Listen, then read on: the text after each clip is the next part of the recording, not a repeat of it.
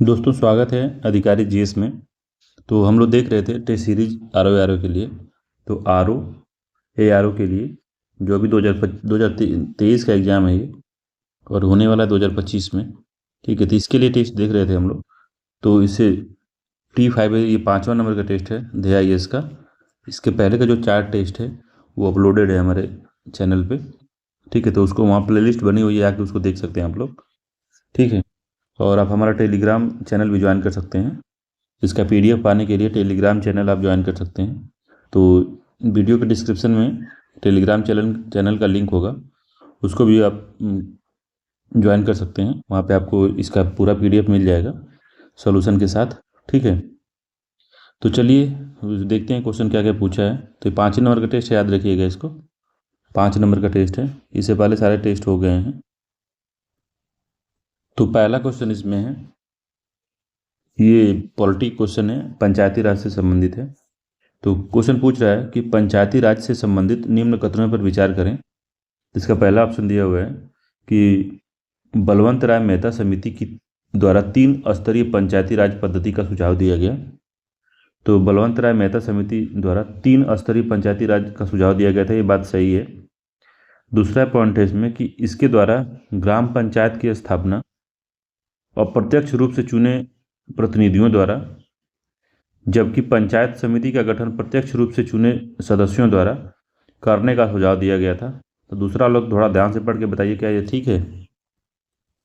तो पहला इसको जो दिया गया है एक वाला, ये तो ठीक है। दूसरा इसका गलत है। तो इसका केवल एक सही आंसर है, सत्य कथन पूछा है, ए आंसर इसका सत्य है। ठीक है, दूसरा वाला गलत है। तो पहला वाला सही है इसमें कि बलवंत राय मेहता समिति द्वारा 3 स्तरीय राज्य पद्धति का, पंचायती राज पद्धति का सुझाव दिया था। तो 3 स्तर कौन कौन से थे इसमें? तो पंचायत था, ग्राम पंचायत, दूसरा ब्लॉक स्तर था, और पंचायत समिति जिला स्तर पर जिला परिषद थी।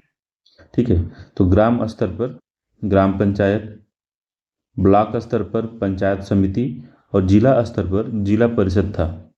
ठीक है, 3 था इसमें। और दूसरा जो ऑप्शन है इसके द्वारा ग्राम पंचायत की स्थापना अप्रत्यक्ष रूप से चुने प्रतिनिधियों द्वारा नहीं। तो ग्राम पंचायत की जो स्थापना है वो प्रत्यक्ष रूप से चुने गए प्रतिनिधियों द्वारा की जानी थी, और पंचायत समिति का जो गठन था, पंचायत समिति का गठन अप्रत्यक्ष रूप से होना था। ठीक है, इन्होंने कहा था कि अप्रत्यक्ष रूप से उनके सदस्य चुने जाएंगे, और जिला स्तर पर जो जिला परिषद था उसकी भी अप्रत्यक्ष रूप से चुने जाने की सिफारिश की थी।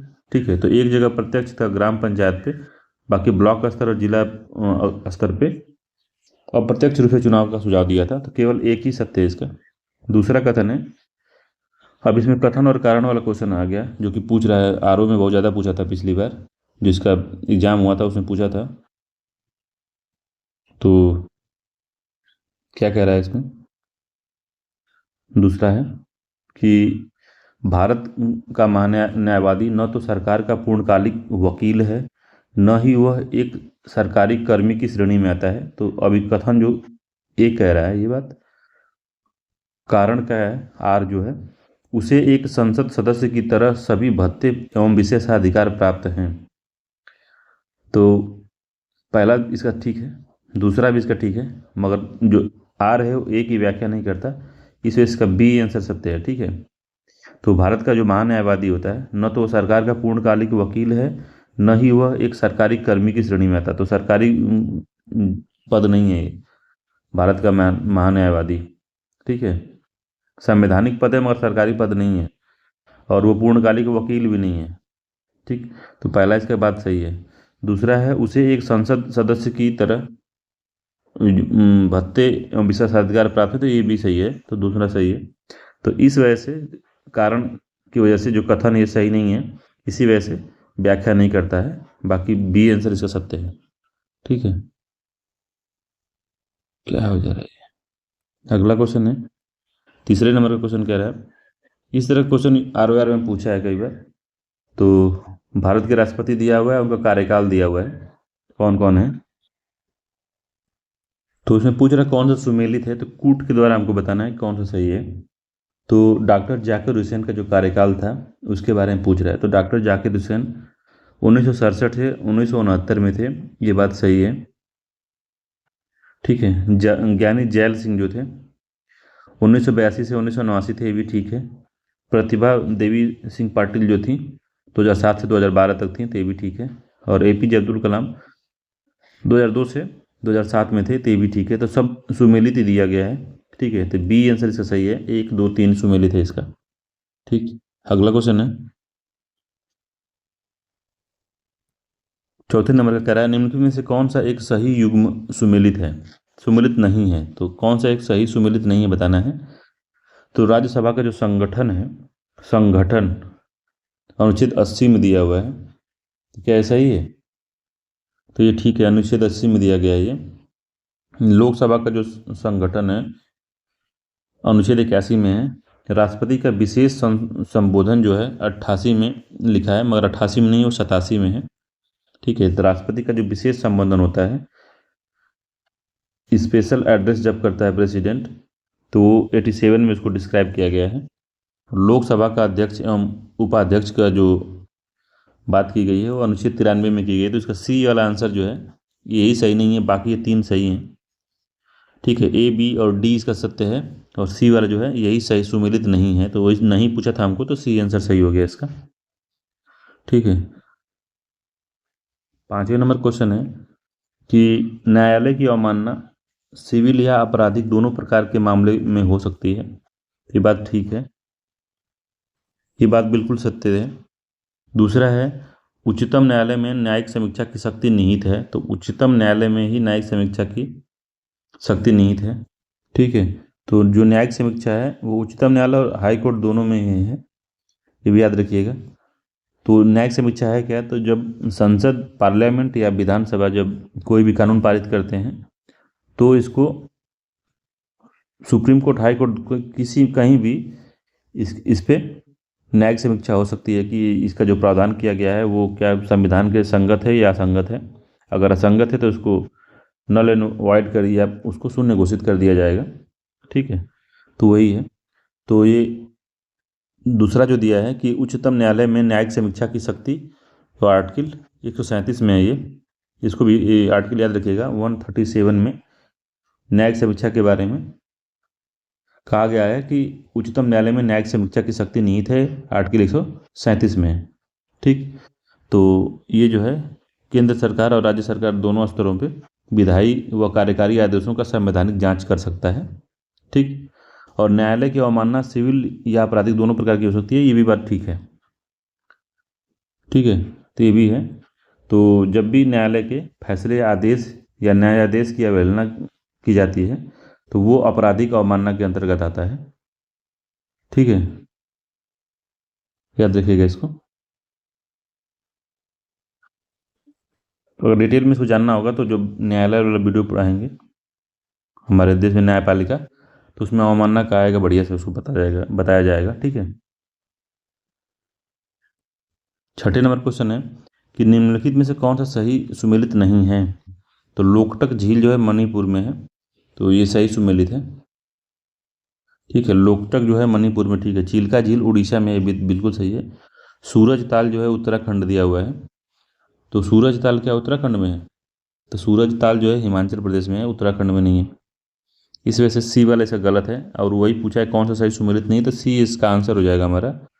और पंचभद्रा झील जो है राजस्थान में है, तो याद रखिएगा ये तीनों को। इसका सी आंसर सही है, यही गलत है, ठीक। अगला क्वेश्चन जो है वो बायोस्फीयर रिजर्व पे है कि निम्नलिखित कथनों में से कौन सा युग्म सही सुमेलित है बताना है। तो जैव आरक्षित क्षेत्र हैं जिसको बायोस्फीयर रिजर्व कहते हैं, और यूनेस्को की सूचीबद्ध जो वर्ष कब इनको सूचीबद्ध किया गया था, तो उसके बारे में पूछ रहा है। तो सुंदरबन जो है 2004 दिया हुआ है, पंचमढ़ी 2000 दिया है, ग्रेट निकोबार जो दिया 2012, नौकरेक दिया 2009। तो पूछ रहा है कौन सा सही सुमेलित है। तो नौकरेक जो है 2009 में यही सही सुमेलित है। बाकी जो सुंदरबन जो था पश्चिम बंगाल में है, 2001 में इसको यूनेस्को ने जैव आरक्षित क्षेत्र में अपने मैन एंड बायो में भी होता है, इसके अंतर्गत इसको लिया था सुंदरबन को। पंचमढ़ी एमपी में है, ठीक है। तो पंचमढ़ी को जो 2000 दिया है, ये भी 2009 में ही यूनेस्को ने इसको शामिल किया था अपने विश्व धरोहर में। और ग्रेट निकोबार जो है 2012 दिया हुआ है, 2013 में था, 2013 में इसको शामिल किया गया था। तो इसका डी आंसर सत्य था। नौकरी की सही है 2009। ठीक है। अगला 8वां है, निम्नलिखित में से कौन सी अरुणाचल प्रदेश की एक प्रमुख जनजाति नहीं है। तो अरुणाचल प्रदेश की कौन सी प्रमुख जनजाति नहीं है, तो ओबोर है, मिकिर है, कुकी है, डफला है। तो अरुणाचल प्रदेश की पूछा है, तो मिकिर, डफला, ओबोर, तीनों के बारे में आप पढ़े होंगे। ठीक है। इसे कुकी जो है, कुकी विद्रोह सी जो है, यही सही नहीं है। कुकी कहाँ में लिए थे, अभी जो हिंसा हुई थी मणिपुर में, तो आप वहाँ कुकी जनजातियों के बारे में सुने होंगे आप। तो ये मणिपुर में से बिलोंग करती है कुकी जनजाति। ठीक। बाकी तीनों जो ओबोर, मिसमी और डफला है, डफला, ओबोर, मिसमी वहाँ की पहाड़ियाँ भी हैं अरुणाचल प्रदेश में। ये तीनों पहाड़ियों के नाम पे ही, इनकी तीनों पहाड़ियों का नाम भी इन्हीं जनजातियों के आधार पर पड़ा है। ठीक है। तो सी आंसर सही है। ठीक, इस वाले 8वें का। अगला क्वेश्चन 9वें नंबर का है। तो पूछ रहा है कि निम्नलिखित में से कौन सा एक मतलब कि युग्म जो है सही नहीं है, नहीं है बताना है। तो केंद्र सरकार द्वारा स्थापित बोर्ड है और स्थापना वर्ष दिया गया है, तो कौन सा एक सही सुमेलित नहीं है हमको बताना है। ठीक है। तो कुटीर उद्योग बोर्ड जो है 1948 में हुआ था। तो कुटीर उद्योग बोर्ड जो बना था 1948 में बना था, ये बिल्कुल बात सही है। केंद्रीय सिल्क बोर्ड भी 1949 में बना था, ये भी ठीक है। अखिल भारतीय हथकरघा बोर्ड जो है 1950 में बना था, 53 में नहीं, 1950 में बना था। और हथकरघा बोर्ड जो देखेंगे तो 1950 में बना था। और अखिल भारतीय खादी ग्राम उद्योग बोर्ड जो है 1954 में बना था, तो ये भी ठीक है। तो इसका भी सी वाला है, गलत है। ठीक है, यही सही सुमेलित नहीं था। 1953 दिया था, जो कि 1950 होना चाहिए था। 10वां नंबर क्वेश्चन है कि निम्न कथनों पर विचार करना है। नर्मदा जो नदी है, नर्मदा नदी का उद्गम मैकाल पर्वत की अमरकंटक चोटी से होता है, तो सही है, गलत है। दूसरा, बंगाल की खाड़ी में गिरने वाली यह प्रायद्वीप भारत की सबसे बड़ी नदी है। तो पहली बात, बंगाल की खाड़ी में नहीं गिरती, ये अरब सागर में गिरता है। ठीक है। तो दूसरा तो गलत हो गया। बाकी नर्मदा नदी का उद्गम जो है मैकाल पर्वत पर अमरकंटक चोटी छत्तीसगढ़ से होता है, ये भी बात ठीक है। तो इसका केवल पहला सही है, सत्य पूछा भी था, तो ए इसका आंसर सही है। 11 नंबर क्वेश्चन है, निम्नलिखित में से कौन सा सही है। पहला है, राज्यसभा धन विधेयक में संशोधन कर सकती है परंतु अस्वीकार नहीं कर सकती। ठीक है। तो सही पूछा है हमको। तो राज्य जो है राज्यसभा धन विधेयक में संशोधन प्रस्तावित कर सकती है, कह सकती है कि संशोधन कर दीजिए, वो कर नहीं सकती है। ठीक है। तो ये गलत हो गया, पहला गलत है। धन विधेयक में संशोधन नहीं कर सकती वो सिफारिश कर सकती है, संशोधन नहीं कर सकती। दूसरा है, अनुदान की मांग पर दोनों सदनों में मतदान होता है। तो अनुदान की मांग पर केवल जो है लोकसभा में मतदान होता है, दोनों सदनों में नहीं होता। इस वजह से ये भी गलत हो गया। तो सही पूछा है, तो दोनों ही सही नहीं है, इसका डी आंसर सत्य है। दोनों ही सत्य नहीं है इसका। ठीक। 12 नंबर क्वेश्चन है कि भारतीय संविधान के निम्नलिखित अनुच्छेदों में से किस एक के द्वारा राज्य कार्य के अधिकार की सुनिश्चित करने के लिए प्रभावी प्रावधान करता है। संविधान, भारतीय संविधान में के निम्नलिखित अनुच्छेद में से किस एक के द्वारा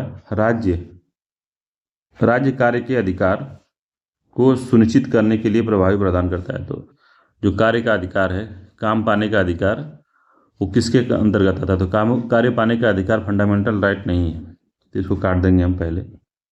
अब 41 है कि 43 है, इसमें सोचना है। डीपीएसपी है ये, तो कौन सा डीपीएसपी है उसको हमको ध्यान देना है। ठीक।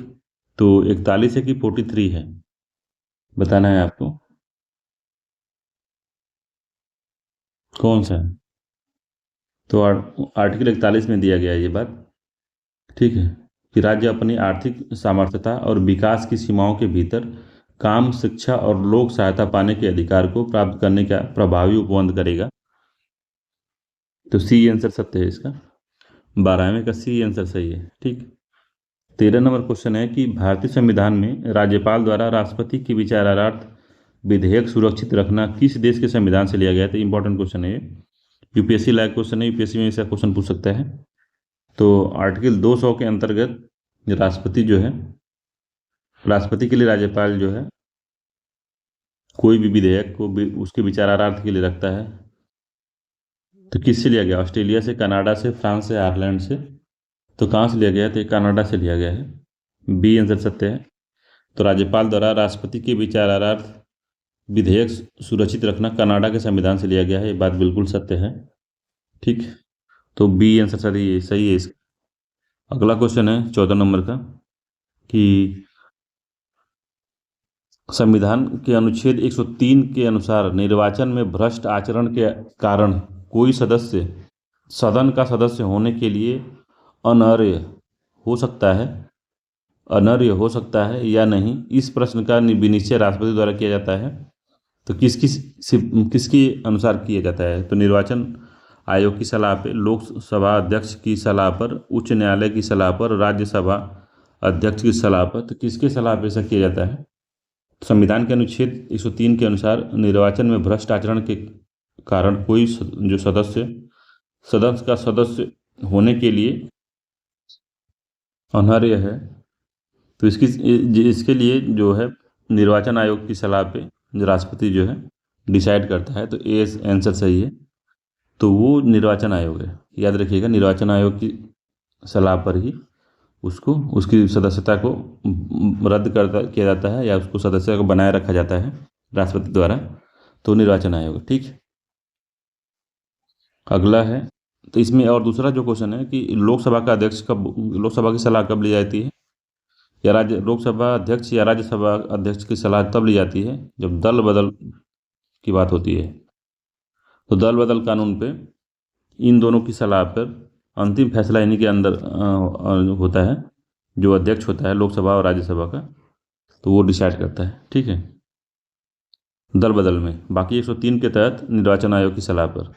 15 है, नीचे दिए गए कथन पर विचार करना है। तो कथन और कारण वाला फिर से क्वेश्चन आया है।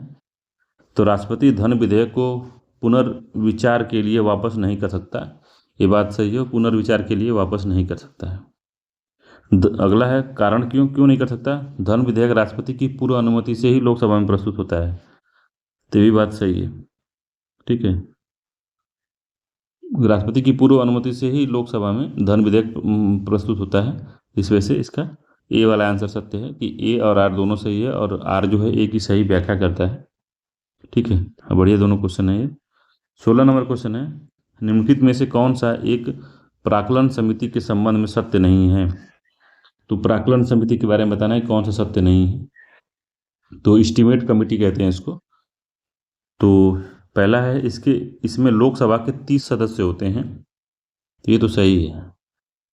दूसरा है, लोकसभा में बजट पेश होने से पहले इसका गठन किया जाता है। तो लोकसभा में,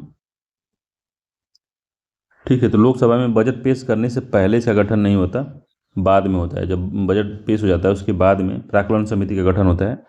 तो बी वाला इसका सत्य नहीं है, बाकी पहला सत्य है। दूसरा तीसरा जो दिया है, मंत्रिपरिषद का कोई भी सदस्य इसमें शामिल नहीं होता है, तो ये भी ठीक है। डी है, इसे अस्थाई मितव्ययी समिति भी कहा जाता है, तो ये भी ठीक है। तो सी वाला इसका आंसर यही वाला गलत था, ठीक। 17 है कि राज्य विधानमंडल निम्नलिखित में से कौन सी सूची पर कानून बना सकती है? तो राज्य विधानमंडल या विधानसभा किस सूची पे कानून बना सकती है? समवर्ती सूची, राज्य सूची, अवशिष्ट सूची या ए बी दोनों सूचियां किसे बना सकती है? तो अवशिष्ट सूची पे केवल केंद्र सरकार बना सकती है, ये याद रखिएगा, केवल सेंट्रल गवर्नमेंट बना सकती है। समवर्ती सूची और राज्य सूची पर राज्य विधानमंडल जो है कानून बना सकते हैं। इसका डी आंसर सही है, ए और बी दोनों ही सत्य है, ठीक है। 18 नंबर क्वेश्चन देखते हैं। 18 नंबर क्वेश्चन पूछ रहा है, तो प्रोटेम स्पीकर के बारे में पूछ रहा है। ये प्रोटेम स्पीकर क्या होता है उसी के बारे में बताना है, क्या सत्य है, ठीक। तो पहला इसमें कि नवनिर्वाचित लोकसभा के वरिष्ठतम सदस्य में से एक को सामान्यतः प्रोटेम स्पीकर नियुक्त किया जाता है, ये ठीक है। तो जो नवनिर्वाचित लोकसभा होती है उसका जो सबसे वरिष्ठ सदस्य होता है, सबसे उम्रदराज जो सदस्य होता है, उसी को प्रोटेम स्पीकर नियुक्त किया जाता है, ये बात सही है, ठीक। दूसरा, प्रोटेम स्पीकर नवनिर्वाचित सदस्यों को शपथ दिलाता है, तो ये भी बात सही है, जब नवनिर्वाचित सदस्यों को शपथ दिलाता है और जैसे ही नए स्पीकर का चुनाव होता है वैसे ही ये अपने पद से हट जाता है। तो दोनों ही कथन इसके सत्य हैं, सी इसका आंसर सही है। दोनों ही कथन इसके सत्य हैं। ठीक है, अगला क्वेश्चन 19 नंबर का है कि किस प्रख्यात न्यायविद व संवैधानिक विशेषज्ञ ने प्रस्तावना को संविधान का परिचय पत्र कहा था। तो कई बार ये क्वेश्चन पूछा है, किसने कहा था ये बात, संविधान का परिचय पत्र। तो इसको हमने पॉलिटी की जो क्लास हमने कराई है, तो पॉलिटी की जो क्लास हमने कराई है उसको आप देख सकते हैं अच्छे से। तो उस पर ज़्यादा व्यूज़ नहीं है, मगर आप देखेंगे उसको तो पता चलेगा कि उसके कंटेंट कितने बढ़िया हैं। ठीक है, तो उसको आप देख सकते हैं, हमारे इंडियन पॉलिटी की जो प्लेलिस्ट है उसी में है। तो प्रस्तावना नाम से उसका थंबनेल है, तो आप देख सकते हैं। तो N.A. Palkhivala, B.N. Rao, K.M. Munshi, Granville Austin. तो N.A. पालकीवाला ने बोला था, ए आंसर सही है इसका। N.A. पालकीवाला ने ये बात बोली थी कि संविधान का जो प्रस्तावना है परिचय पत्र है उसका। 20वां नंबर क्वेश्चन है कि संविधान का निम्नलिखित में से कौन सा अनुच्छेद उच्चतम न्यायालय के अभिलेख न्यायालय की घोषित करता है। तो पिछले टेस्ट अगर आपने ध्यान से लगाया होगा तो उसमें इसकी बात हुई थी, मिलान करवाया गया था सारा उसमें। तो उसमें लिख के हमने बताया था अभिलेख न्यायालय घोषित किया जाता है किस में। तो 137 हमने बताया था कि 137 क्या है, तो ये न्यायिक समीक्षा की बात करता है। अनुच्छेद 129 क्या है बताइए। तो अनुच्छेद 129 ही अभिलेख न्यायालय के बारे में बताता है कि उच्चतम न्यायालय को अभिलेख न्यायालय घोषित करता है, अनुच्छेद 129। ठीक, भारत का जो सर्वोच्च न्यायालय है ये एक अभिलेख न्यायालय है, इसके सभी निर्णयों का साक्ष्यात्मक मूल्य होता है। ठीक, और इसकी अवमानना जो करता है उसको दंड दिया जा सकता है। ठीक है, अगला है 21 नंबर का कि उत्तर प्रदेश की जनसंख्या निम्नलिखित में से किन किन देशों से अधिक है। तो यूपी की जनसंख्या को पूछ रहा है किन किन देशों से अधिक है। तो पहला जापान है, दूसरा पाकिस्तान है, तीसरा ब्राज़ील है, चौथा इंडोनेशिया है। तो इसमें कूट से बताना है कि किससे ज़्यादा है। तो जापान से ज़्यादा है, पाकिस्तान से ज़्यादा है, ब्राज़ील से ज़्यादा है। ठीक है, इंडोनेशिया से ज़्यादा नहीं है। ठीक है, बी आंसर सत्य है। 22वां है उत्तर प्रदेश में सिंचाई के मुख्य साधनों का अवरोही क्रम हमको बताना है कि कौन सा है इसमें। तो उत्तर प्रदेश में सिंचाई के मुख्य साधनों का जो अवरोही क्रम है सबसे अधिक नलकूप से होता है। ठीक है, नलकूप के बाद में तालाब है कि नहर है। तो नहर होगा, तालाब वो बहुत छोटा हो जाता है, तो ये वाला गलत हो गया। तो इसका सी आंसर सही है, नलकूप के बाद नहर आता है, फिर से तालाब है, फिर अन्य साधन है। ठीक, तो सी आंसर सही है, नलकूप, नहर, तालाब और अन्य साधन। ठीक है, 23 नंबर क्वेश्चन है कि निम्नलिखित में से कौन सा आधुनिक उत्तर प्रदेश में स्थित महाजनपद है। तो जो महाजनपद हम पढ़े थे या फिर हिस्ट्री में आप पढ़े होंगे, जब उत्तर वैदिक काल बीतता है, उत्तर वैदिक काल के बाद महाजनपद काल शुरू होता है, तो वही महाजनपद है। तो कौन सा उत्तर प्रदेश में है। तो कौशल है, सुरसेन है, पांचाल है, वत्स है। तो पांचाल आप सुने होंगे, कहाँ पे है पांचाल जो है, वो उत्तर प्रदेश में है कि नहीं है। तो उत्तर प्रदेश में कौशल भी उत्तर प्रदेश में है, सुरसेन मथुरा कहते हैं, और वत्स जो है प्रयागराज के क्षेत्र को कहते हैं। ठीक है, कौशल जो है वाराणसी वाला क्षेत्र है। तो इन चारों ही उत्तर प्रदेश में, इसका डी आंसर सही है, चारों ही उत्तर प्रदेश में है। तो प्राचीन काल में जो गंगा के मैदान में स्थित उत्तर प्रदेश का क्षेत्र मध्य देश के नाम से प्रसिद्ध था। ठीक है, याद रखिएगा इसको, मध्य देश भी कहा जाता था उत्तर प्रदेश का जो गंगा का जो मैदानी क्षेत्र है उसको। 24 है उत्तर प्रदेश में जमींदारी उन्मूलन कानून 1950 लागू हुआ था। तो कब लागू हुआ था ये, 1 जुलाई 1950 को, 1 जनवरी 1956 को, 1 जुलाई 1952 को और 1 जनवरी 1951 को। 24वां का सी सही है कि 1 जुलाई 1952 को जो है, 1 जुलाई 1952 को जमींदारी उन्मूलन कानून उत्तर प्रदेश में लागू हुआ था। 25वां है कि भारतीय राष्ट्रीय कांग्रेस के उत्तर प्रदेश में हुए सम्मेलन में से कौन सा एक सही सुमेलित नहीं है। तो इसमें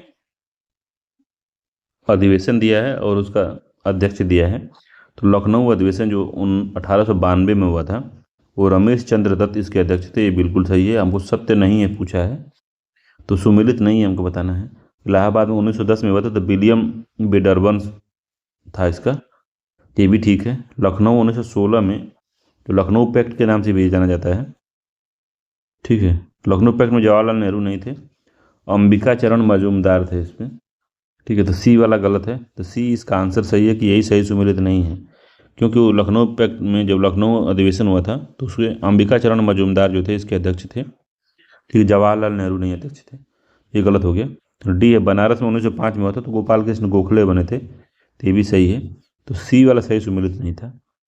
अगला क्वेश्चन 26 नंबर का कि निम्नलिखित में से कथनों पर विचार करें। तो मध्य प्रदेश के 3 तरफ से घिरा उत्तर प्रदेश का एकमात्र जिला ललितपुर है। तो मध्य प्रदेश से 3 तरफ से घिरा हुआ जो एकमात्र जिला जो है वो ललितपुर है। ये बात बिल्कुल सही है, हमको सत्य बताना भी है। तो पहला सत्य है, ललितपुर जो है मध्य प्रदेश से तीनों तरफ से घिरा हुआ है। उत्तर प्रदेश की सीमा से लगा सबसे छोटा सीमा वाला राज्य हिमाचल प्रदेश है, तो ये बात भी बिल्कुल सही है। थोड़ा सा हल्का सा बस लग गया है इससे, हिमाचल प्रदेश है, तो दोनों ही सत्य हैं, सी इसका आंसर सही है। अगला क्वेश्चन 27 नंबर का कि स्वतंत्र भारत के निम्नलिखित प्रधानमंत्रियों में से किसका निर्वाचन क्षेत्र उत्तर प्रदेश से रहा है। यूपी से निर्वाचन क्षेत्र किसका रहा है, तो चंद्रशेखर का रहा है, नरेंद्र मोदी जी का रहा है, चौधरी चरण सिंह का भी रहा है, लाल बहादुर शास्त्री और बीपी सिंह। क्या लग रहा है आपको? तो चंद्रशेखर, नरेंद्र मोदी, बीपी सिंह, चौधरी चरण सिंह और लाल बहादुर शास्त्री सभी का रहा है, पांचों का रहा है, डी इसका आंसर सही है। पांचों का जो था निर्वाचन क्षेत्र वो यूपी रहा है, ठीक है। अगला क्वेश्चन है 28 नंबर का कि उत्तर प्रदेश में ई डिस्ट्रिक्ट जो परियोजना का शुभारंभ कब किया गया था। तो ई डिस्ट्रिक्ट के बारे में कब शुरू किया गया था? 2005 है, 2017 है, 2019 है, 2000 है, तो कब किया गया था? ये 2009 में किया गया था, सी आंसर सही है। ई डिस्ट्रिक्ट परियोजना उत्तर प्रदेश में 2009 में शुरू हुई थी, ठीक है।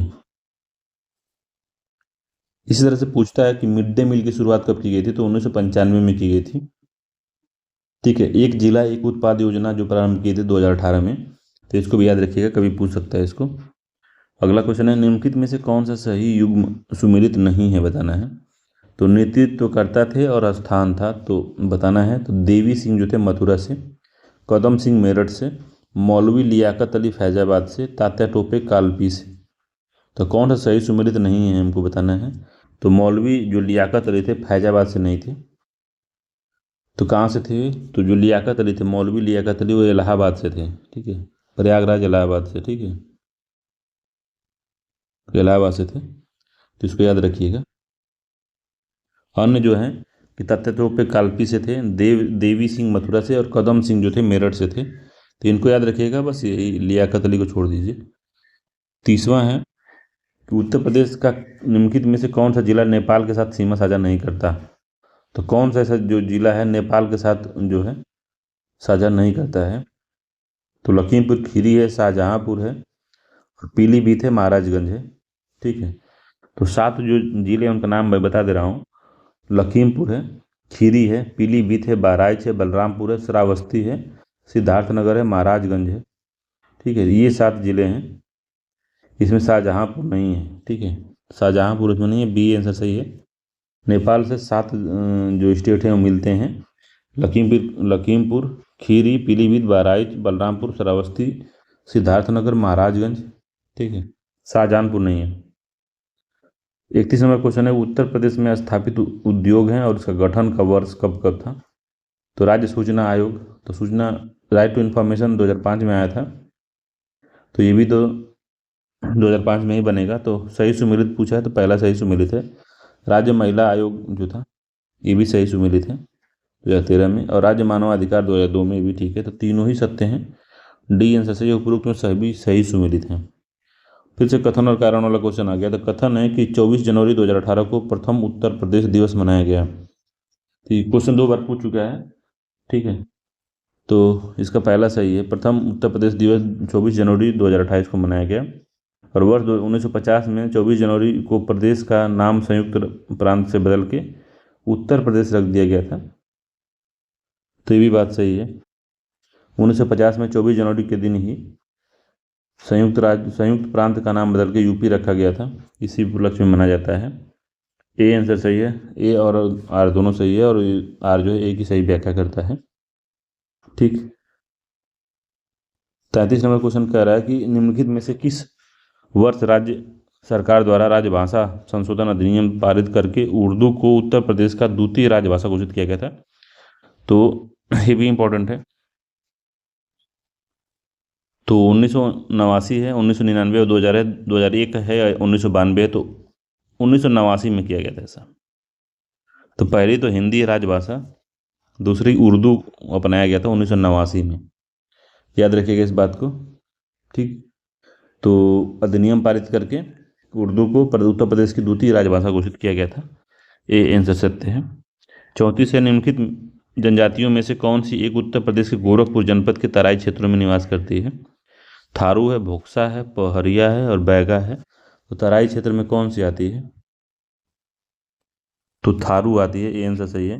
थारू जो है वो तराई का पूरा जो बेल्ट है उसमें इसका निवास स्थान है, भारत के तराई क्षेत्र में। तो ये आंसर सही है। 35 है, उत्तर प्रदेश सरकार द्वारा चलाई जा रही एक जिला एक उत्पाद योजना के द्वारा किस प्रकार के उद्योगों का विकास संभव है? छोटा उद्योग, मध्यम उद्योग, परंपरागत उद्योग और उपरोक्त में सभी उद्योग। तो किन उद्योगों के बारे में सब मामला है इसका? तो उपरोक्त में सभी उद्योग हैं, इसमें छोटे उद्योग भी हैं, मध्यम भी हैं और परंपरागत उद्योग भी इसमें शामिल हैं। इसका डी आंसर सही है, सभी के लिए। 36वां, निम्नलिखित में से भूकंपीय तरंगों में से कौन सी एक सिर्फ ठोस माध्यम में चलती है? तो पी है, एस है, एल है, पी है। तो एस से सॉलिड होता है। ठीक है। तो 36वें का जो आंसर होगा बी होगा, जो सॉलिड, इसका यस से सॉलिड मान लीजिए याद करने के तौर पे। तो सिर्फ ये सॉलिड जो है, यस तरंग जो है सॉलिड में चलती है। तो इसका बी आंसर सही है। यस तरंग जो है सॉलिड में चलती है, क्या ठोस माध्यम में चलती है। तो बी आंसर सही होगा 36वें का। 37वां है कि 90 डिग्री पूर्वी कटक किस कटक स्थित है, कहाँ स्थित है? 90 डिग्री जो पूर्वी कटक है वो हिंद महासागर में है, पूर्वी प्रशांत महासागर में, पश्चिमी प्रशांत महासागर में, अटलांटिक महासागर में। तो वो हिंद महासागर में है। ए आंसर सही है, हिंद महासागर में। ठीक है। 20वां है, 38वां है, निम्नलिखित युगों में से कौन सा एक सही सुमेलित नहीं है? नदियां हैं और उद्गम स्रोत दिया है। तो डेन्यूब है, ब्लू नील है, मिसिसिपी है और यांगटीसी है। तो कौन सा इसमें कथन सही है बताना है। तो डेन्यूब दिया है, ब्लैक फॉरेस्ट, ये ठीक है। सुमेलित नहीं है बताना है। ब्लू नदी विक्टोरिया झील है। तो ब्लू नदी जो है विक्टोरिया नहीं है। ठीक है। ताना झील से निकलती है, इथोपिया से। ताना झील, इथोपिया। बी वाला गलत हो गया इसका, यही सही सुमेलित नहीं है। मिसिसिपी इटास्का झील से निकलती है और यांगटीसी जो है तिब्बत पठार से। ये सब सही है, इसका बी वाला सही सुमेलित नहीं था। ठीक है। अगला है कथन और कारण वाला, फिर से क्वेश्चन आया। बताना है आपको कि हरमट्टान पवन को डॉक्टर विंड भी कहते हैं। तो आप अफ्रीका का मैप जब देखेंगे, ठीक है, तो ये सहारा वाला क्षेत्र है। ठीक। तो सहारा वाले क्षेत्र से जब इधर आती है, इस वाले क्षेत्र में, एक कॉर्नर वाले क्षेत्र पे, गिनी वाले एरिया में, ठीक है, इस वाले क्षेत्र में जब आती है, यहाँ बहुत उमस रहती है। जब ये गर्म पवन जब चलती है इधर, तो ये गर्म पवन है, तो यहाँ का जो उमस रहती है, इसकी उमस को अवशोषित कर लेती है। तो यहाँ के जो लोग हैं इस एरिया के, वो शांति महसूस करते हैं और काफ़ी बीमार होते हैं लोग उमस के कारण। तो जब ये हरमट्टान आती है तो वायु में जो नमी है उसको सोख लेती है, जिससे कि ह्यूमिडिटी कम हो जाती है, जिसके कारण से वहाँ पे उमस का जो दिक्कत है वो कम हो जाती है और बीमार लोग भी ठीक होने लगते हैं। तो उसको डॉक्टर विंड भी कहते हैं। ये पहला वाला सही है। और इसका, यह अफ्रीका के पश्चिमी तट की आर्द्र और शुष्क वायु में शुष्कता लाकर मौसम को स्वास्थ्यप्रद बनाता है। दूसरा भी ठीक है। तो ए आंसर सही है। ए और आर दोनों ही सत्य है, और आर जो है ए की सही व्याख्या करता है। ए आंसर सत्य है। ठीक है। 40वां नंबर क्वेश्चन कह रहा है कि निम्नलिखित कथन पर विचार करना है। पृथ्वी से परावर्तित ऊष्मा को भौमिक विकिरण कहा जाता है। तो परावर्तित ऊष्मा को कहते हैं कि सही है कि नहीं सही है? तो पृथ्वी से परावर्तित ऊष्मा को भौमिक ऊष्मा विकिरण कहते हैं। तो पृथ्वी पर जितने भी ऊष्मा का शोषण होता है, फिर से जब इसका विकिरण होता है, जब यहाँ से ऊष्मा निकलती है, तो उसी को भौमिक ऊष्मा कहते हैं। तो पहला ठीक है, सत्य कथन चुनना है हमको। भौमिक विकिरण दीर्घ तरंग वाला होता है, तो ये बात ठीक है। जब वो आती है ऊपर से तरंगे, सन की जो लाइट रेज आती है वो शॉर्ट वेव होती है, शॉर्ट तरंग होती है, जो कि वायुमंडल द्वारा अवशोषित नहीं होती। इस वजह से वायुमंडल को क्रॉस करती हुई सीधे पृथ्वी पर भी आती है। पृथ्वी जब आती है तो इसका अवशोषण होता है, फिर जब ये उत्सर्जित होता है तो लॉन्ग वेव के रूप में होती है, दीर्घ तरंग है। दोनों ही कथन सत्य हैं, इसका सी आंसर सही है, दीर्घ तरंग है। 41 नंबर क्वेश्चन है, ये भी क्वेश्चन ठीक है। जनजातियां और इनका निवास स्थान है बताना है। तो बुशमैन कहाँ पे है, निवास स्थान कहाँ है? जनजाति बुशमैन है, बुशमैन का निवास स्थान कहाँ पे है? तो इसका कालाहारी मरुस्थल में, ठीक है। पिग्मी का है कांगो बेसिन में, पिग्मी का, ये भी ठीक है। और बद्दू जो है सारा मरुस्थल में बद्दू चलते हैं, ठीक है। तो तीनों ही सत्य हैं इसका, तो इसका डी आंसर सही है। 1, 2 और 3 सही सुमेलित हैं, ठीक है। 42वां है कि दक्षिण अमेरिका महाद्वीप के पश्चिमी तट क्षेत्र में समुद्री पक्षियों से प्राप्त खाद्य को क्या कहा जाता है? तो वहाँ पे जो हमारा दक्षिणी अमेरिका है, दक्षिणी अमेरिका जो है, दक्षिण अमेरिका वाला जो क्षेत्र है, तो पूछ रहा है कि जो पश्चिमी तट वाला क्षेत्र है, जो ये वाला क्षेत्र चिली वाला है और पेरू वाला जो क्षेत्र है, तो समुद्री पक्षियों द्वारा, यहाँ समुद्री पक्षी जो इस घाट जो इधर जो है क्षेत्र, जो थोड़ा सा मैदानी, हल्का हल्का मैदानी, पहाड़ी, रॉकी पर्वत है, रॉकी कह रहे हैं, एंडीज है, एंडीज के पश्चिम में थोड़ा सा मैदानी क्षेत्र, तो वहाँ पे पक्षी आके बैठते हैं। तो तो जो अपना वेस्ट निकालते हैं तो उसको खाद कहते हैं। तो वो खाद को क्या कहते हैं? गुआक कहते हैं, गुआनो कहते हैं, चाको कहते हैं, एंटासिया कहते हैं। क्या कहते हैं उसको? तो गुआनो कहते हैं उसको, गुआनो, ठीक है, गुआनो कहते हैं। और गुआको जो है अर्जेंटीना के पशुपालक को गुआको कहते हैं, गुआको पशुपालक हैं ये अर्जेंटीना के, ठीक है। और एक टांसिया जो है दक्षिण अमेरिका में विशाल पशु फर्म जो होते हैं, इंटासिया कहते हैं। विशाल पशु फर्म जो है, पशुपालन जहाँ पे विशाल होता है, विशाल मतलब कि अधिक बड़ी जनसंख्या में पशुपालन जहाँ होता है, तो एक्वाटिक, एक टासिया कहते हैं उसको, ठीक है। तो इस क्वेश्चन का जो आंसर है वो बी है, गुआनो है, ठीक। अगला है 43 नंबर क्वेश्चन है कि निम्नलिखित में से कौन सा मध्य अमेरिका देश नहीं है? तो मध्य अमेरिका का देश नहीं है, कौन सा है? तो निकारागुआ है, गुयाना है, अल साल्वाडोर है और बेलीज है। तो मध्य अमेरिका का देश नहीं है, कौन सा है इसमें? तो ये बताना है। तो गुयाना जो है मध्य अमेरिका का देश नहीं है, गुयाना दक्षिण अमेरिका महाद्वीप में स्थित है, ठीक है, मध्य अमेरिका में नहीं है। गुयाना जो है ये वाला क्षेत्र है जो दक्षिण अमेरिका का, उसमें गुयाना है, ठीक है। तो ये गुयाना की राजधानी जॉर्ज टाउन है, ये भी याद रखिएगा, जॉर्ज टाउन है, जॉर्ज टाउन, ठीक। बी आंसर सही है इसका। 44वां है, निम्नलिखित में से कौन सा सही सुमेलित नहीं है? तो वन्य जीव संरक्षण अधिनियम 1972 है, वाइल्ड लाइफ प्रोटेक्शन एक्ट 1972।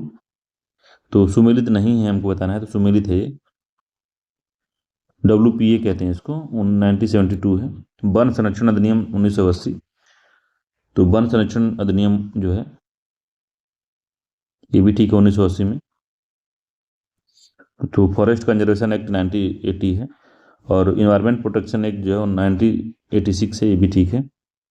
तो पहला ठीक है, दूसरा ठीक है, तीसरा सही है। ये डी वाला जो है सही नहीं है। जैव विविधता जो अधिनियम आया था, बायोडायवर्सिटी एक्ट 2002 में आया था, ठीक है, 2000 दिया है इसलिए गलत है, 2002 इसका आंसर होगा। तो डी आंसर सही है, 2002 में आया था बायोडायवर्सिटी एक्ट। 45 नंबर क्वेश्चन कह रहा है कि निम्नलिखित घास के मैदान को, निम्नलिखित घास के मैदान में कौन सा युग्म एक सही, कौन सा युग्म एक ही वर्ग से संबंधित है? एक ही वर्ग से संबंधित कौन सा है इसमें? तो कंबोज और डाउन्स है, स्टेपीज और सवाना है, सवाना और प्रेरीज है, कंपोज और सवाना है, ठीक है। कौन सा इसमें जो है ठीक है, तो एक ही वर्ग का होने का मतलब इसमें है कि कौन सा जो इसमें है उष्णकटिबंधीय घास के मैदान है और कौन सा जो है शीतकटिबंधीय शीतोष्ण कटिबंधीय है, तो बताना है आपको। तो इसका जो डी वाला है, कम्बोज और सवाना दोनों ही उष्णकटिबंधीय घास के मैदान है। ठीक है, तो कम्बोज और जो सवाना उष्णकटिबंधीय है। ठीक है, तो इसका आंसर डी होगा। ठीक है, और स्टेपीज प्रेरी डाउन्स जो है, स्टेपीज प्रेरी और डाउन्स, ये तीनों जो हैं ये शीतोष्ण घास के मैदान हैं, ये भी याद रखिएगा। तो 45वां का डी आंसर सही था। 46वां है इंद्रावती, प्राणहिता, मंजरा किसकी सहायक नदी हैं? तो इसके बारे में अगर आप पूरा टेस्ट मेरा फॉलो करते आए हैं तो कई बार इसके बारे में जिक्र हुआ है। तो ये सारी गोदावरी की हैं कि कृष्णा की है, महानदी नर्मदा की हैं? तो ये गोदावरी की हैं। ठीक है, ए जैसे गोदावरी की जो सहायक नदियां हैं, इंद्रावती है, प्राणहिता है, मंजरा है। ठीक, और यह प्रायद्वीपी भारत की सबसे लंबी नदी है और यह नदी महाराष्ट्र के नासिक से निकलती है। ठीक, त्रम त्रम्ब्य त्रम्बकेश्वर से। ठीक है, त्रम्बकेश्वर से निकलती है। ठीक है, याद रखिएगा, ए आंसर सही है इसका। 47वां है केंद्रीय तंबाकू अनुसंधान संस्थान जो है, CTRI, केंद्रीय तंबाकू अनुसंधान संस्थान CTRI स्थित है। CTRI कहाँ पे स्थित है? तो राजमुंद्री आंध्र प्रदेश में है, गुंटूर आंध्र प्रदेश में है, कोयम्बटूर तमिलनाडु में, या मंगलौर कर्नाटक में? तो राजमुंद्री आंध्र प्रदेश में स्थित है। ठीक है, तो ए आंसर सही है।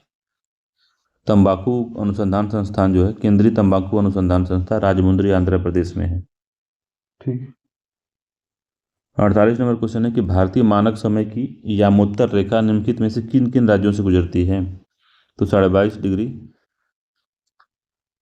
82 है, 82 डिग्री वाला जो लाइन है जो भारत से जाती है, वो पूछ रहा है कि किन राज्यों से होकर बहती है जाती है। ठीक है,